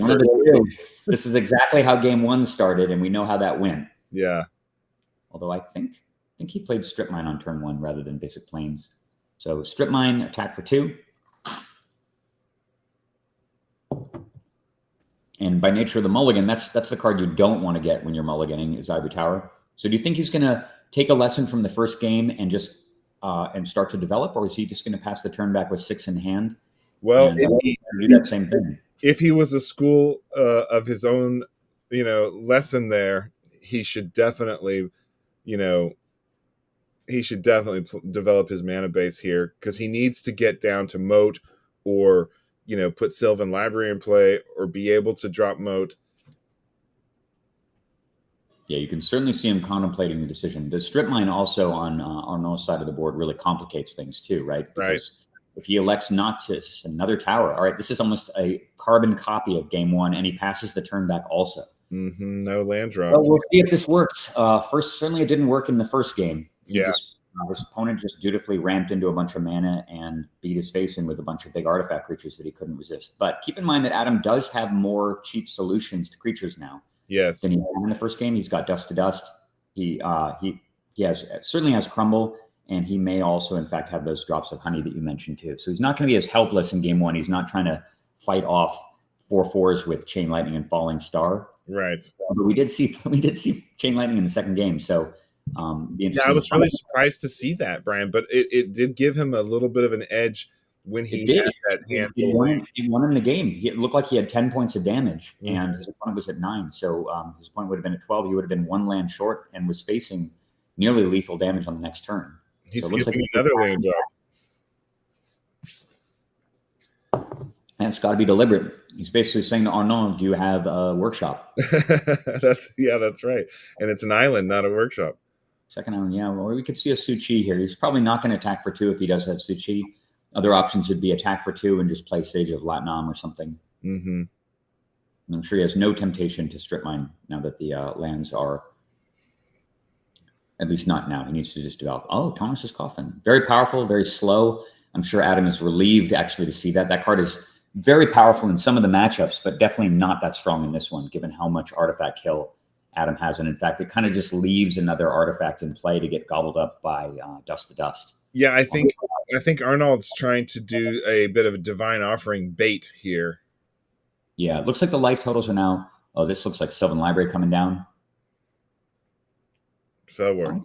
Fellwar's done. Okay. Well, he's got the ability to Dust next turn and cast Moat.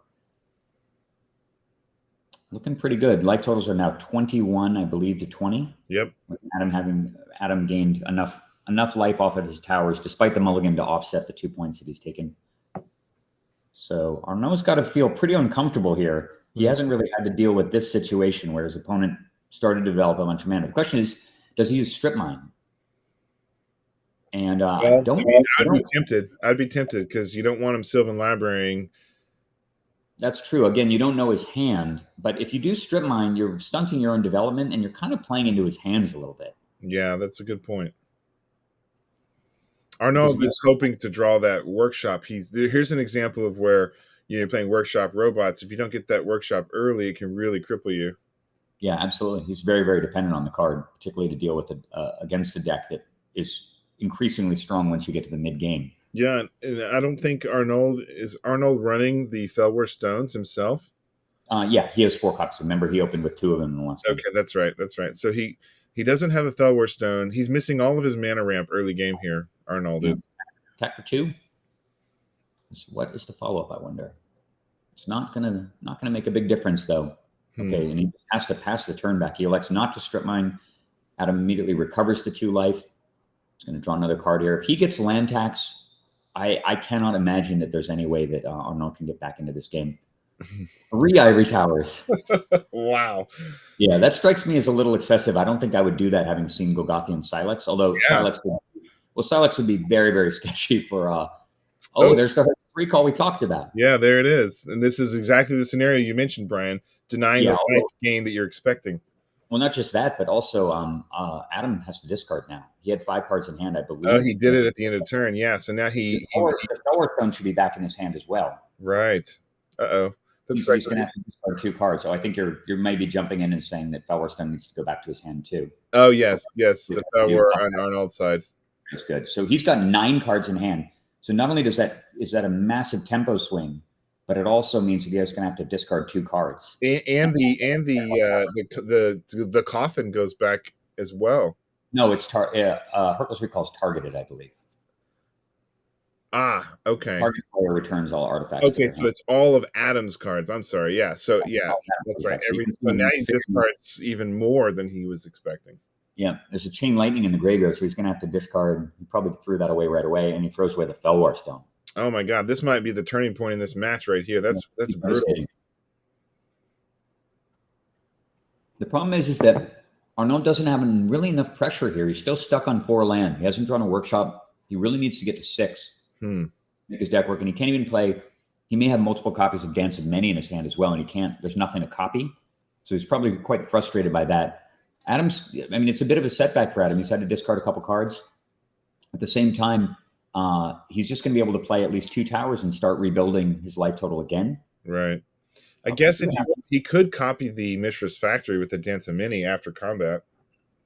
That seems like a poor proposition, given you're going to be paying 2 mana a turn just to keep it's like you're energy fluxing your own factory. Yeah. Come 2 towers. And he's going to go down to 18 for that with a total of, I believe, 6 cards in hand. We'll see his little die pops down there. It should be a 6. Yep. And we're back to Arnaud. He's got 5 mana now, though. We're 1 mana away from the Triskelion Critical Mass. And if he gets Triskelion online, we haven't seen Adam present any artifact kill resistance this game at all. Yeah. Down comes a Sage. Pretty powerful. You may see just an attack for 2. And that will take Adam down to 16. He'll immediately regenerate 4 life and be back to 20. And he's got to just be thinking, draw land tax. Got to happen one game at the beginning. Yeah, we're already in mid game. This is about turn 6 or turn 7. Anyway, he's been incredibly unlucky just not drawing his key card, even through his mulligan twice as well. So he's seen a total of 35 opening hand cards without getting a land tax with 4 of them in the deck. It's pretty unlucky.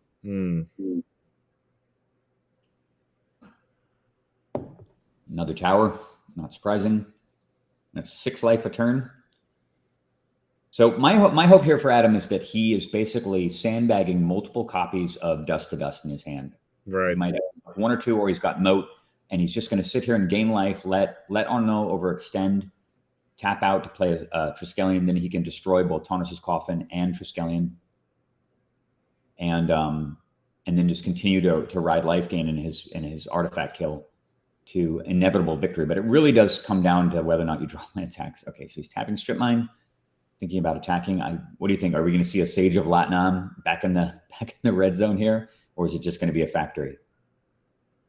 Well, I don't think he would want to sack. The only artifact I think he would sack is Coffin, and he doesn't want to sack Coffin for Triskelion. So, but he's learned his lesson. Look, Arnaud's not attacking with the Sage. Yeah, of course. Yeah, and he could also protect the factory from something like a Crumble and draw a card off of it. Sack it, right? If you Divine Offering or Crumble it or whatever. I would be shocked if he Strip Mine there. Okay, so All he's right. actually Michael the Factory. Yeah, wow. Very surprising to me. Yeah. He would want to do that over Felwar Stone. Yeah, I would take the Felwar Stone for sure. Yeah, maybe he just thinks, and I think that one of the other reasons why you want to eat Felwar Stone is it does take the teeth out of Dust to Dust. If he kills his own Felwar Stone once the factory is switched back, then Dust to Dust isn't going to kill one thing. Let's see what he's doing here. 3 mana. Is this Jalem Tome? Transmute. Okay. So this has to just be Triskelion, right? Since it's in mana. Oh, the Silex. Oh, boy. Oh, all wow. right. Wow, what a move. Yeah, straight up did it. All 3 towers shattered. Wow, what a maneuver. Yeah, very costly, though, honestly. To himself, for sure. Of course, this does explain the decision to sacrifice the factory over the right. Felwar. Yeah, of course, from the dark. Yeah, immune to Silex. Wow. But honestly, killing your own mana to kill some Ivory Towers, maybe just playing right into Adam's hands anyway. Yeah, but that's 2 brutal moves that Arnaud has executed. One with the Hercules and now with the Silex. Yeah, what I really pay attention to though is what's the card parity right now? I think that Adam had 6 cards in hand, 2 lands. We had 8 cards total. Arnaud now has just 3 mana producing permanents in play. I don't know how many cards he has in hand, but I don't think it's a lot. Maybe 3 or 4. So he's Divine Offering the Felwar Stone. Yep. He gains 1 net life from that. He's back to 19 life total. So they're on parity on mana right now. Wow. Another Felwar Stone. And it looks like I think Arnaud has 4 cards in hand now, maybe 3. It's pretty hard to tell. Yeah, that looks like 4 to me. So he's got 8 cards total, and they're at roughly the same point in terms of card advantage. And Adam plays no land, just passes it back with 7 cards in hand. Restoration. Nice. Restoration or Reconstruction? I'm sorry, Reconstruction. Yeah, I was calling it the other thing. Yeah, so that's Reconstruction, regrows an artifact from the graveyard. He just gets a Felwar Stone. Clearly his hand is just stacked with 6s probably at this point, and he just needs to get mana in play. And those Felwar Stones actually have the added advantage of producing blue mana because of the single city, right. Yep.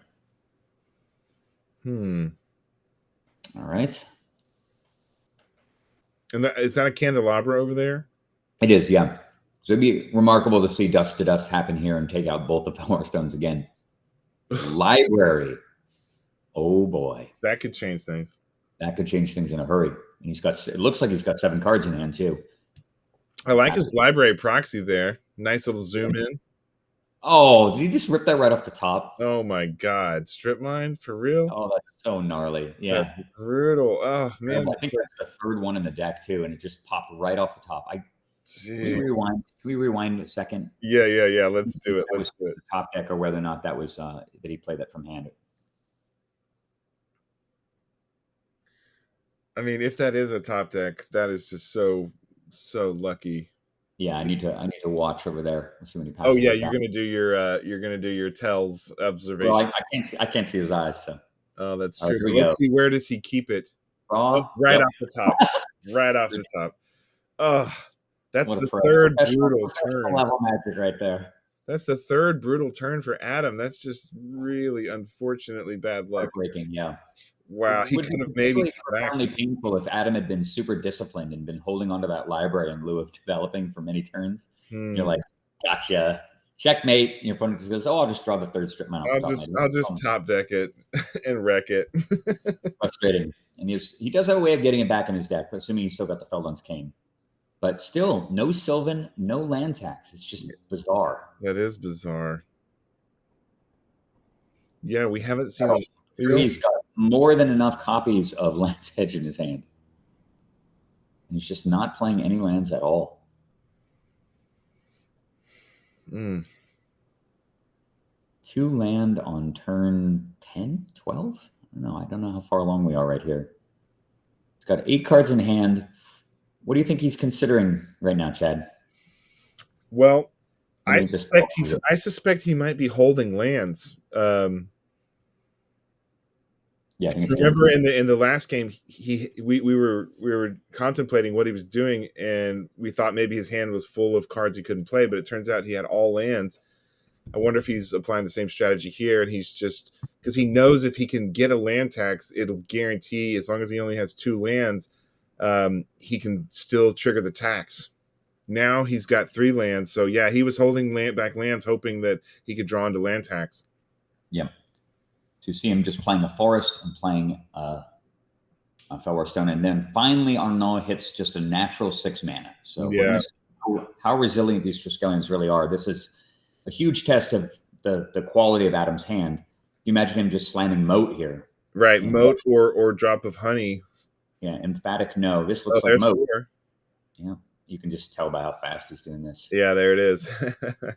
All right, so no Triskelions other than being able to shoot their arms, but the Tawnos' Coffin died earlier as well. He does have the reconstruction, so he can get the coffin back if need be, and he's got a flyer too. There's the flyer. Yep, imagine Adam has no answer to that. Hopefully, he's just been sandbagging a dust to dust here, and he can just wipe that. He can just wipe that. Although it would beg the question, given how aggressively he attacked Fellwar Stones, why he wouldn't have just killed the 2 Fellwars and prevented Arnaud from getting to 6 in the first place. Of course, he could just draw Workshop, and maybe recognizing that we've entered the mid game, that the mana denial plan isn't really very sound. But I assume that he can probably just, this is dust to dust right here. So the question is, does he kill Triskelion or does he kill a Fellwar and the Tetravits? Well, I would get rid of the creatures because they're removed from the game, so you can't reconstruct them. Yeah, and can't coffin them either. I think that's a very valid thing. Now, keep in mind, the Triskelion can avoid being exiled. He can just fire 2 arms at Adam's face and 1 to kill itself. And then the Triskelion will actually go to the graveyard via exile. This is actually a primary reason to kill the Fellwar Stone over the Triskelion. Oh, you're right. Or the Candelabra. So he targeted a Fellwar Stone and the Tetravis. Okay, good. I'm glad he did that. I think that play makes the most sense. Certainly there's a range of there is an argument to remove the Triskelion, particularly because of Dance of Many. But here's reconstruction. That's going to be Coffin probably, yep. And the question is, do you play Coffin now or do you wait? Well, it depends on how many dust to dust your opponent has. There's no way to know that. The reason why is because if you play Coffin with only 1 mana available, it gives your opponent a window to kill your Triskelion. Yeah, that's right. Wait until you've got 7 mana total because it costs 3 to use Tawnos' Coffin and 4 to cast it. If you wait till you want to be able to cast it and use it in the same turn, right? Exactly, you can protect it. So this gives Arnaud a way around Moat. It's not fast, but it is effective and grindy. Just a little inconsistent around all the artifact killing. If he's able to kill off the Tawnos' Coffin again, we'll be back in pretty much the same place. And Adam has a ton of life to work with. Although he doesn't have any towers, he still has not drawn land tax. Yeah, or Sylvan Library. Neither have been played. Yeah, it's bizarre. All right, Sage coming down first. Quite like this play, actually, particularly because he's probably going to wait on 7. And this gives him the ability to cycle off his artifact creatures to draw more stuff. Active Volcano. Wow, so he has brought that in against Sage of Latnam, even with Chain Lightning available. He clearly assesses that as a pretty high-tier threat. Very surprised to see that. I think maybe it's also just a kind of second layer of defense against I don't know how familiar they are with each other's sideboards, but a card like Time Elemental could be played in the sideboard of robots, and Time Elemental would be extremely problematic for Adam's deck to deal with. Right. So maybe he's sort of foreseen that. Okay, so is he just getting impatient here and just playing the Thomas's Coffin with only 2 mana untapped? Yeah, there it is. And yeah, Brian, regarding your comment about familiarity of sideboards, we, Nick did post the top 8 decks when we went to top 8. So it's possible both players have seen the deck pictures. Yeah, particularly because they're playing in the quarterfinals, so you're probably going to research your opponent's, at least your quarterfinals opponent's deck before you play. Yeah. So they definitely had access and the ability to do that. Did they take the time to do it? We don't know, but certainly they should have. I sure hope so. All right, so 5th land came down for Adam. What do you think he's thinking about right here? He's thinking, God damn, I'm missing 3 of my towers because he could be gaining a lot of life. He's got the ground creatures handled with Moat. He knows Arnaud has no way to deal with Moat, but the Coffin with the Triskelion, all right, now he's got Divine Offering to drop on that Coffin probably. Yeah, almost certainly he'll kill it. I'm just checking the deck list here to see how many copies of Tonus's Coffin. So it looks like there's a second Coffin in Arnaud's deck. In the sideboard or main deck? Main deck, yeah. So he's got 2 copies of it. I really hope that Divine Offering is not hitting Triskelion. Surely not. Yeah, you can see him pointing at it. So he's going to fire off the... Killing Triskelion? Oh, he's going to play his Hercules Recall. Yeah, I think he's firing off 3 and then Hercules. Yes. Okay, I love God. This is wow. This is what we're talking about in the when we were doing the little deck intro things, is that Hercules Recall can be used defensively to protect your own permanents. And so it's neat to see that Arnaud has brought that in. That gives him an extra copy. Not only gives him an extra copy of the Tonus's Coffin effectively, it deals 3 damage and it denies Adam 4 life points. Oh my goodness. Big move. Yeah, that's awesome. And it's good dust to dust protection too. So when I was saying that Arnaud had maybe played that Coffin prematurely, given the fact that he only had 2 available mana, now it makes perfect sense that he had Hercules the whole time. Pretty cool to see that. Yeah, these are the types of moves that we see in the Four Horsemen. You remember, Brian, I was telling you that you think you have control of these games. This has been my experience in playing these games. You think you're in position of control and something happens and it's game changing. It's like a 180-degree turn. And Arnaud has had 3 plays now where he's really turned the game. So you notice that, I mean, I agree with you. That's certainly a reflection of their experience with the decks too. So you notice that he had the option to play the Tonus's Coffin there and elected not to do it when he was on 4 mana. Mm-hmm. Do you think that he's just doing that? Well, he wants to get the Triskelion. He wants that Triskelion out first, and then he can Coffin it next turn. But he could just, if he depending on how much land does he have there? 7. I think he only has 6. That's right. Yeah, if he draws into a workshop. Well, it's more that if he plays the Coffin on 4, then on the following turn he plays Triskelion. Now he untaps and he has both Coffin and Triskelion active at the same time. Yeah, but he's only got 6 mana. Right, but what I'm saying is that by not playing the Tonus's Coffin, he just skipped an entire turn, essentially. He played a Felwar and just passed. So he's got to have a reason for not playing his Tonus's Coffin on 4. I see. Do you think he's got a respect for more artifact kill? Well, maybe he's weary of the dust to dust, and he's like, all right, if he dust to dust on me, he'll take the Felwar Stone and the Triskelion. I'll ping him with the Triskelion, and I still got my Coffin. Well, there's another Triskelion. Yeah, he's just slamming these things down there. Each one of these is basically like a 6-mana lightning bolt. Yeah. Although one of them is now Spirit Linked, and it will actually keep the Spirit Link even if it gets phased out from the Coffin, because the Coffin keeps enchantments on it, which is kind of an odd effect. Yeah, so and it also keeps counters. That's the other advantage to the Coffin is if you've got counters on your Triskelion, you Coffin it and you bring it out. It gets all of its original counters that are still there, plus the 3 new ones. Mm-hmm. Yeah, but now it's neutralized, at least one of them. Yeah, one of them is for sure. Interesting that he decided not to just fire off all 3 arms when it was Spirit Linked, because he could have shot it before that and got 3 damage in, right? Yeah, because he doesn't have any way to Drop of Honey. Look at that, just as you predicted. There it is. I love that card. I used to have one of those, Brian, and I don't know.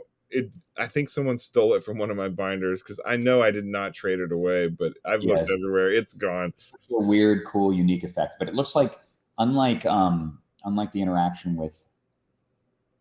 I'm kind of curious actually to see how this is amazing. Is that a Dancer Mini? Yeah, it is, right? Yeah, that's Dancer Mini. I'm just trying to burn him out with arms, and if that's the strategy, I think that playing firing off the 3 arms from the Triskelion in advance of the Spirit Link landing on it would have made a great deal of sense. Then you just leave it in play as a 1/1 with Spirit Link on it, and you get that 3 extra damage, because right now Adam is at 10, and he'd be at 7 if he had fired off.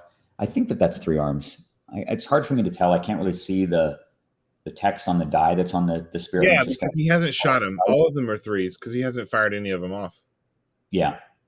So Adam he'd be at 7 life right now if he had fired those 3 arms off. Oh, it looks like that Triskelion killed itself. No, it didn't. It was killed by a drop of honey. Oh, drop of honey. All right. And he could not shoot him with the arms because of the Spirit Link.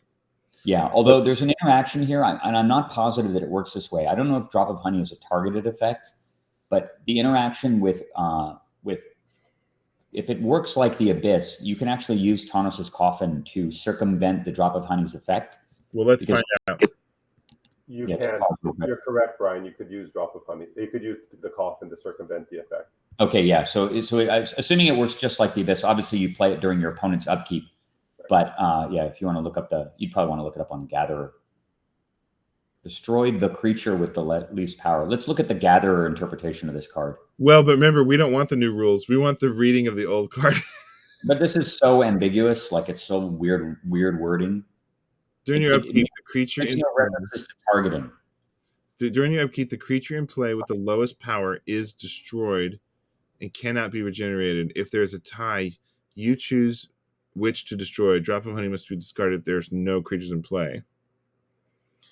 Which I'm reading the Gatherer interpretation of it just for reference. At the beginning of your upkeep, destroy the creature with the least power. So this does not indicate a target.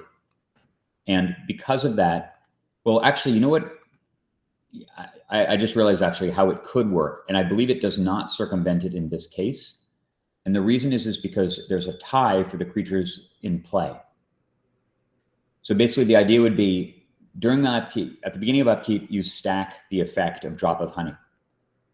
It's not targeted, but in response, you coffin the creature. It may not even matter, actually. I don't think that you can get around it because,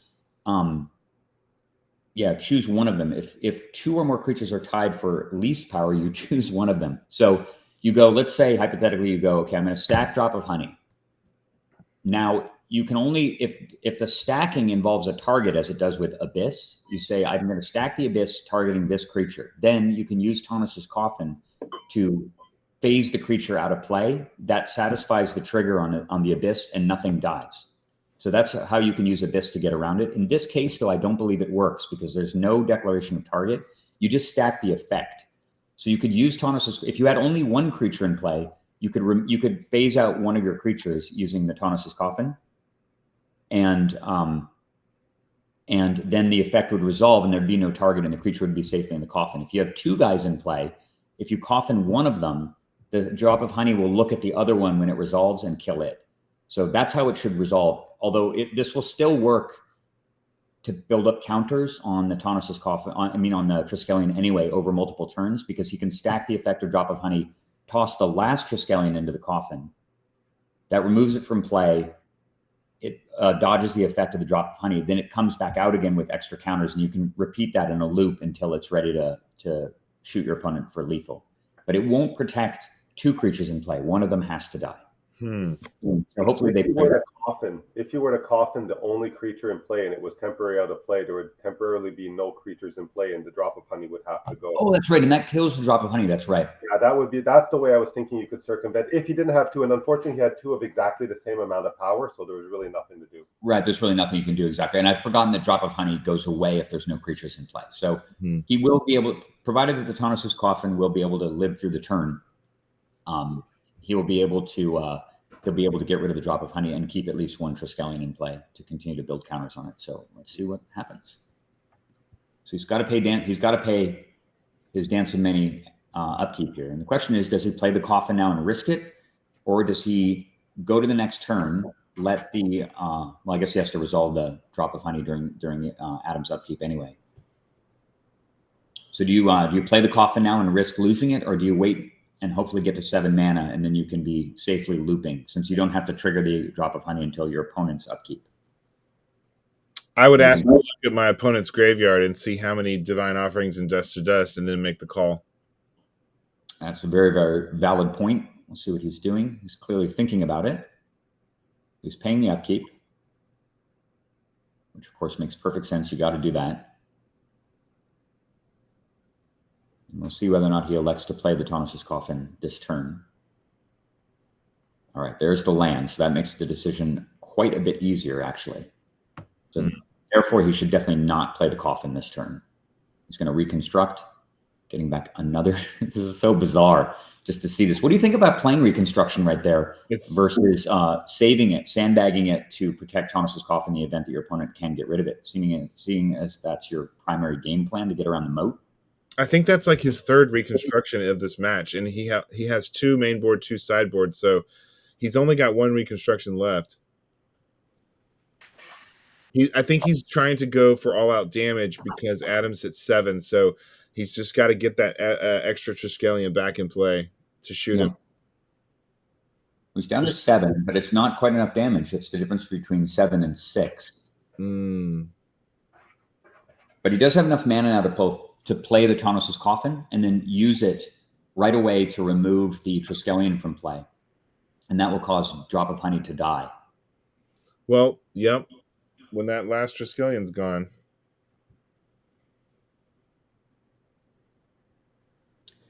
So again, imagine how different this game is if Arnaud had prevented the Spirit Link from neutering one of the Triskelions and just fired off all the arms right away. Like way back in those other turns, right? Yeah, it was 5 or 6 turns ago. Adam would be at 4 and be just basically damage here.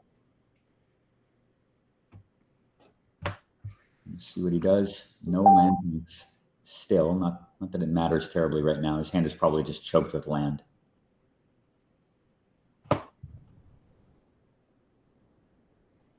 Right, pausing. If you want to jump past this discussion.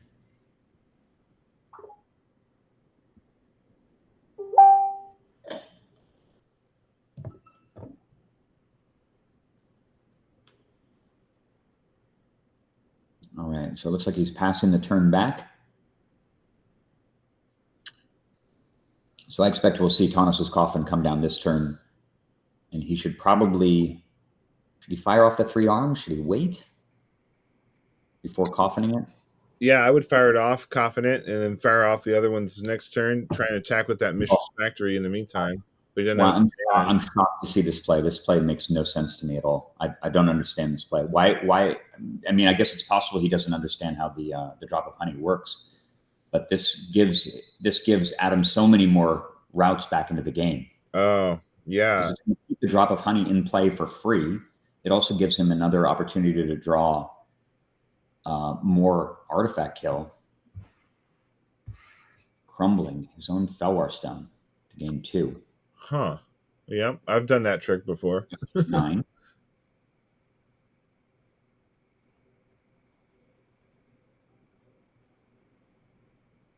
It seems like Arnaud does not understand how Drop of Honey works, because Adam gets to choose if the 2 creatures are the same power, which one he buries.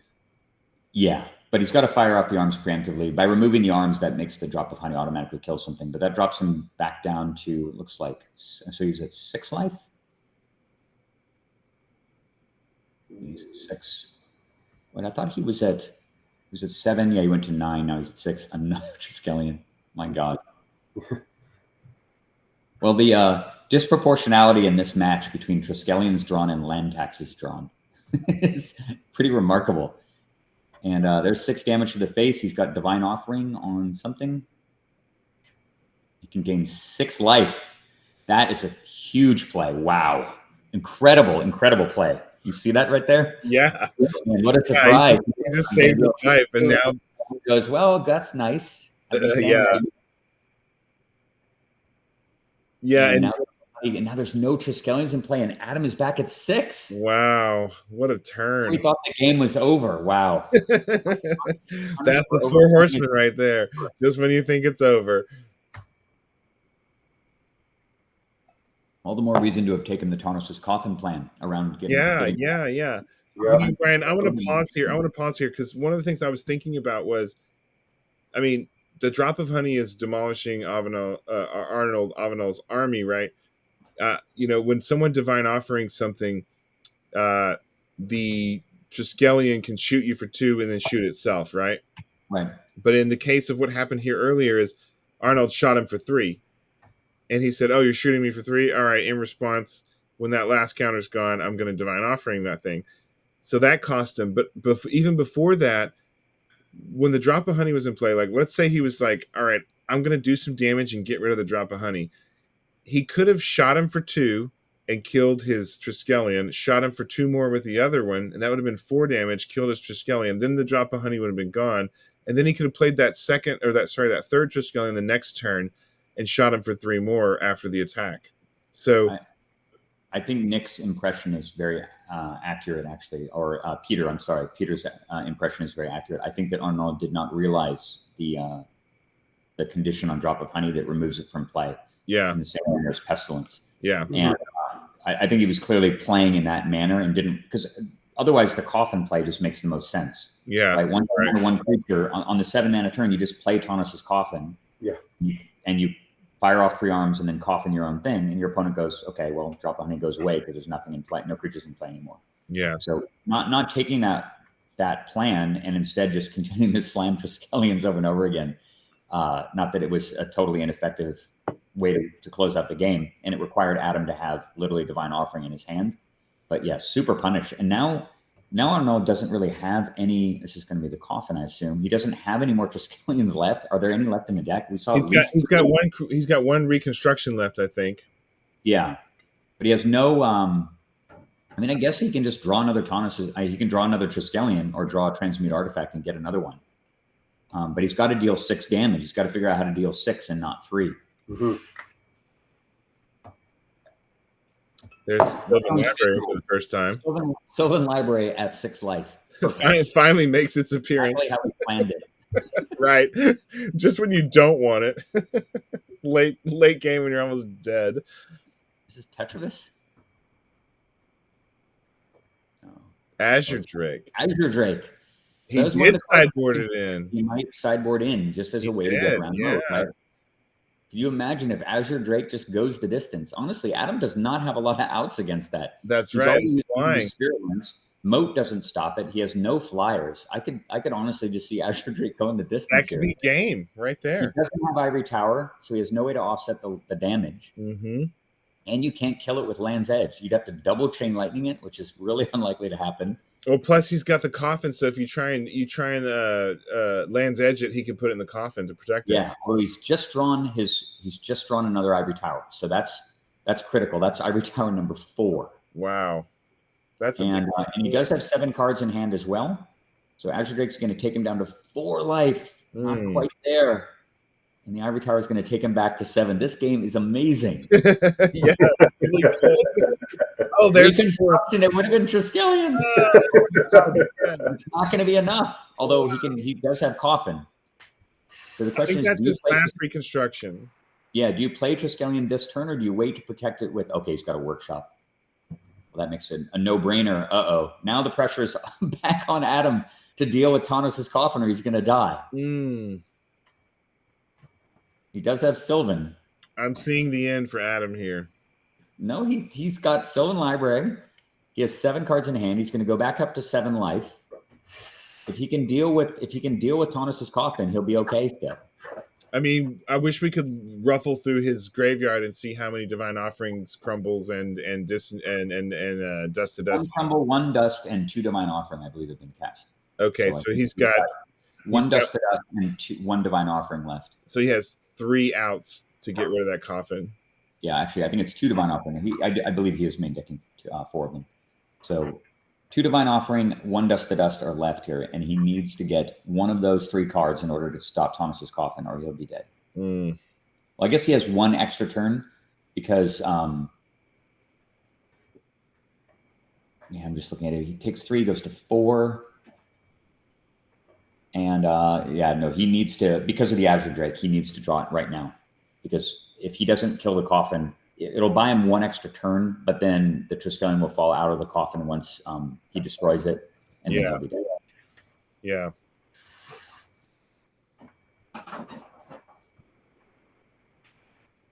he's talking about his reconstruction there. He's like, my 3 reconstructions. They thought I was mad.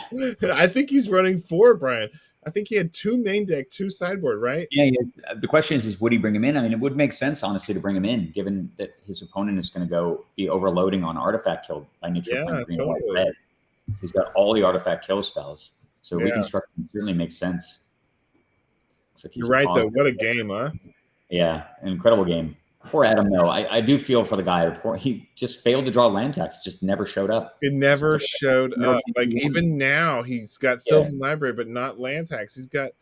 He won the one game that he drew land tax. He won quite easily. Yes. Quite handily by just going over the top with the Land's Edge lands. Right. And 1 in 3. Lots of Ivory Towers, no land tax. You can tell which card is more powerful. Ironically, Ivory Tower was restricted back in the day for years, and land tax was not. Yes, Ivory Tower was restricted when we called it 1.5. That's when I started playing, Brian, was in late 95, and Ice Age had just come out and things like that, and no moxes, but you could have a Demonic Tutor, a Brain Geyser, 1 Ivory Tower, 1 Black Vice, that kind of thing. So the question is, does Adam have another surprise Divine Offering here to save his own skin? I hope so. It would be pretty amazing. Imagine he goes fire off the 3 arms at the end of the turn, and he's got and then coffin it, and he goes Divine Offering it in response. Gain 6 back, sitting pretty again. His body language doesn't strike me as someone who has that, but at the same time, I didn't read him for having the Divine Offering that saved his life in the first place. He's having red. He's having red. That means it's Land's Edge. I think he wins of change. Almost certainly. Winds of change. Okay. Being desperate, yeah. I mean, he needs to get one of those 2 cards. Unfortunately, it does batter down his hand size a bit, making him more vulnerable to the Azure Drake. But it still should work out in his favor if he's able to deal with either Triskelion or Coffin this turn. Let's see what's going on. Yeah. So Winds of Change, that looks like an Italian one. Imagine. Another thing too with Arnaud's decision to bring in Hurkyl's Recall is it's quite good against Winds of Change also. If your opponent has artifacts in play and they go Winds of Change, you go, okay, why don't you just pick up all your Ivory Towers and replace them with some lands? Oh my God. Yeah, it's be disastrous. All right, so they're still shuffling. Oh, we're right near the end here, unfortunately. Yeah, this is the end of the video. I'm going to jump to the other file. So I think at this point we had gone 1 hour and 27 minutes, which we have also gone through here. Quite a long video. So I think what I did is I asked to kind of switch to a new video. Okay. So I'm gonna jump to the next video. All right. So this one is a very short video, if that tells you anything. Wow. This guy came 1 turn too late. One turn too late. 1 turn too late. He was just saying. They were already betraying. So I guess we win. I guess and nothing shows up if you want to mute that. Oh, that's what it was. Yeah, I think they just conceded there because. Wait, he's got a dust to dust in his hand there, though. Well, let's listen here. Wow. This guy came 1 turn too late. 1 turn too late. A few cards you had, Adam, were just 1 turn too late. I think that's stripping. I think I gave it away by playing the 3rd Ivory Tower. It just hadn't occurred to me that he could transmute for the Singleton, Golgothian Silex. Yeah. So I think I defeated myself. Yeah, that was a brilliant play, Arnold. Basically tutoring for the Silex. Now it cost Arnold too. He lost, factories and things, but it cost it. But he was able to easily overcome that, and that prevented you from game. Yeah. I'm honestly a little baffled there. I'm pretty certain. I don't know if we can take a step back, but yeah, I can go back and look at the end of the other video if you want to do that. That's fine. I don't actually want to. I don't need to see that. I wanted to see. Please go to the other video. I want to see what's in Adam's hand when he's conceding there. It really looks like he has dust to dust in his hand after the Winds of Change resolves. All right, this is the prior video. Wow, Adam, Arnold. Okay, they're scooping up here is what's going on. No, he's casting Winds of Change, and then we go to the next video. Adam has his hand showing. Can we go to, forget about this video. Can we go to the real short one? Yeah. Yeah, this one, please. Yes. So let's take a step back. All right. I'm pretty sure that card that's 3 from the far left in Adam's hand, this is post Winds of Change, is Dust to Dust. And he has Plains, City of Brass, and Forest in his hand, which means that he can Dust to Dust on... Oh, yeah, you're right. That's a Dust to Dust right there. I guess I guess it doesn't matter, though, because he just fires off 3 arms, coffins it in response. And then there's 3 more in the next turn. And then 3 more come out, and he takes 3 more and then dies to the Azure Drake. Yeah. And plus he takes the damage from the City of Brass. So there's no way out of it, it looks like. Yeah, just making sure of that. I guess really his out was Divine Offering. I really got to hand it to Arnaud to face down Moat in your robots deck and find a way through via 3 points at a time off recursive Triskelions is just amazing. I think his use of the Hercules recall was fantastic as well, bringing that in and almost essentially baiting his opponent into playing his artifact removal spell when he could just flaunt everything was just incredible. It was a really, really amazing game, actually. One of the best games that I've seen in a while. Just the back and forth. That's the Four Horsemen, Brian. I mean, I can't tell you, like, this game was like a nail biter, and it was really, really good. But so many of the games that I've played and watched and recorded from other players, we've only done now one of the top 8. We did the finals. There's 2 other matches in the top 8 we have recorded, and then there's another match in the actually there's 2 more matches in the semifinals. These games are just, I mean, anybody that loves Magic, if they would just kind of give the Four Horsemen a chance. I know there's been a lot of like controversy about it, but it's so fun, and it is very swingy, and it is very much like you think you've got this game locked down, and boom, all this crazy stuff happens. And that makes the game so much fun, It was very entertaining to watch, very entertaining to commentate on. I'm looking forward to covering some more games down the road. But that is the the quarterfinal match over. We had Arnaud Avenal prevailing 2-1 over his opponent, Mr. Adam, piloting the seemingly favored Tower TaxEdge deck, but Tower TaxEdge doesn't work if you don't draw land tax. It doesn't work. He's out there contemplating building this deck. Just work on your tax drawing skills, and I'm sure you're. Yeah, that's TaxTriflin. Get better at drawing land tax, and you'll win more. All right, Brian. Well, thank you so much. Appreciate you commentating. And for everyone who joined us, thanks so much. As Brian mentioned, we will be doing a few more of these. We have 2 other top 8 matches, and we have the semifinals. And with that, thank you, Brian, and thank you, Peter, also for joining us. And we shall sign off. See you next time. All right, it was a bit of fun. Thank you, Chad. Take care. Okay, bye.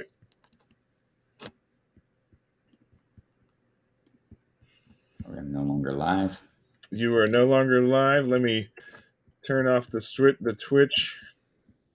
There we go. All right. So we are quite a cool game. Quite a cool game. Quite unexpected. I'm glad to hear you say that, Brian, because, you've seen a lot of games. So for you to say that was a really enjoyable game, it's like, that's a big deal, Yeah. I mean, what else can you say, right? It's just back and forth.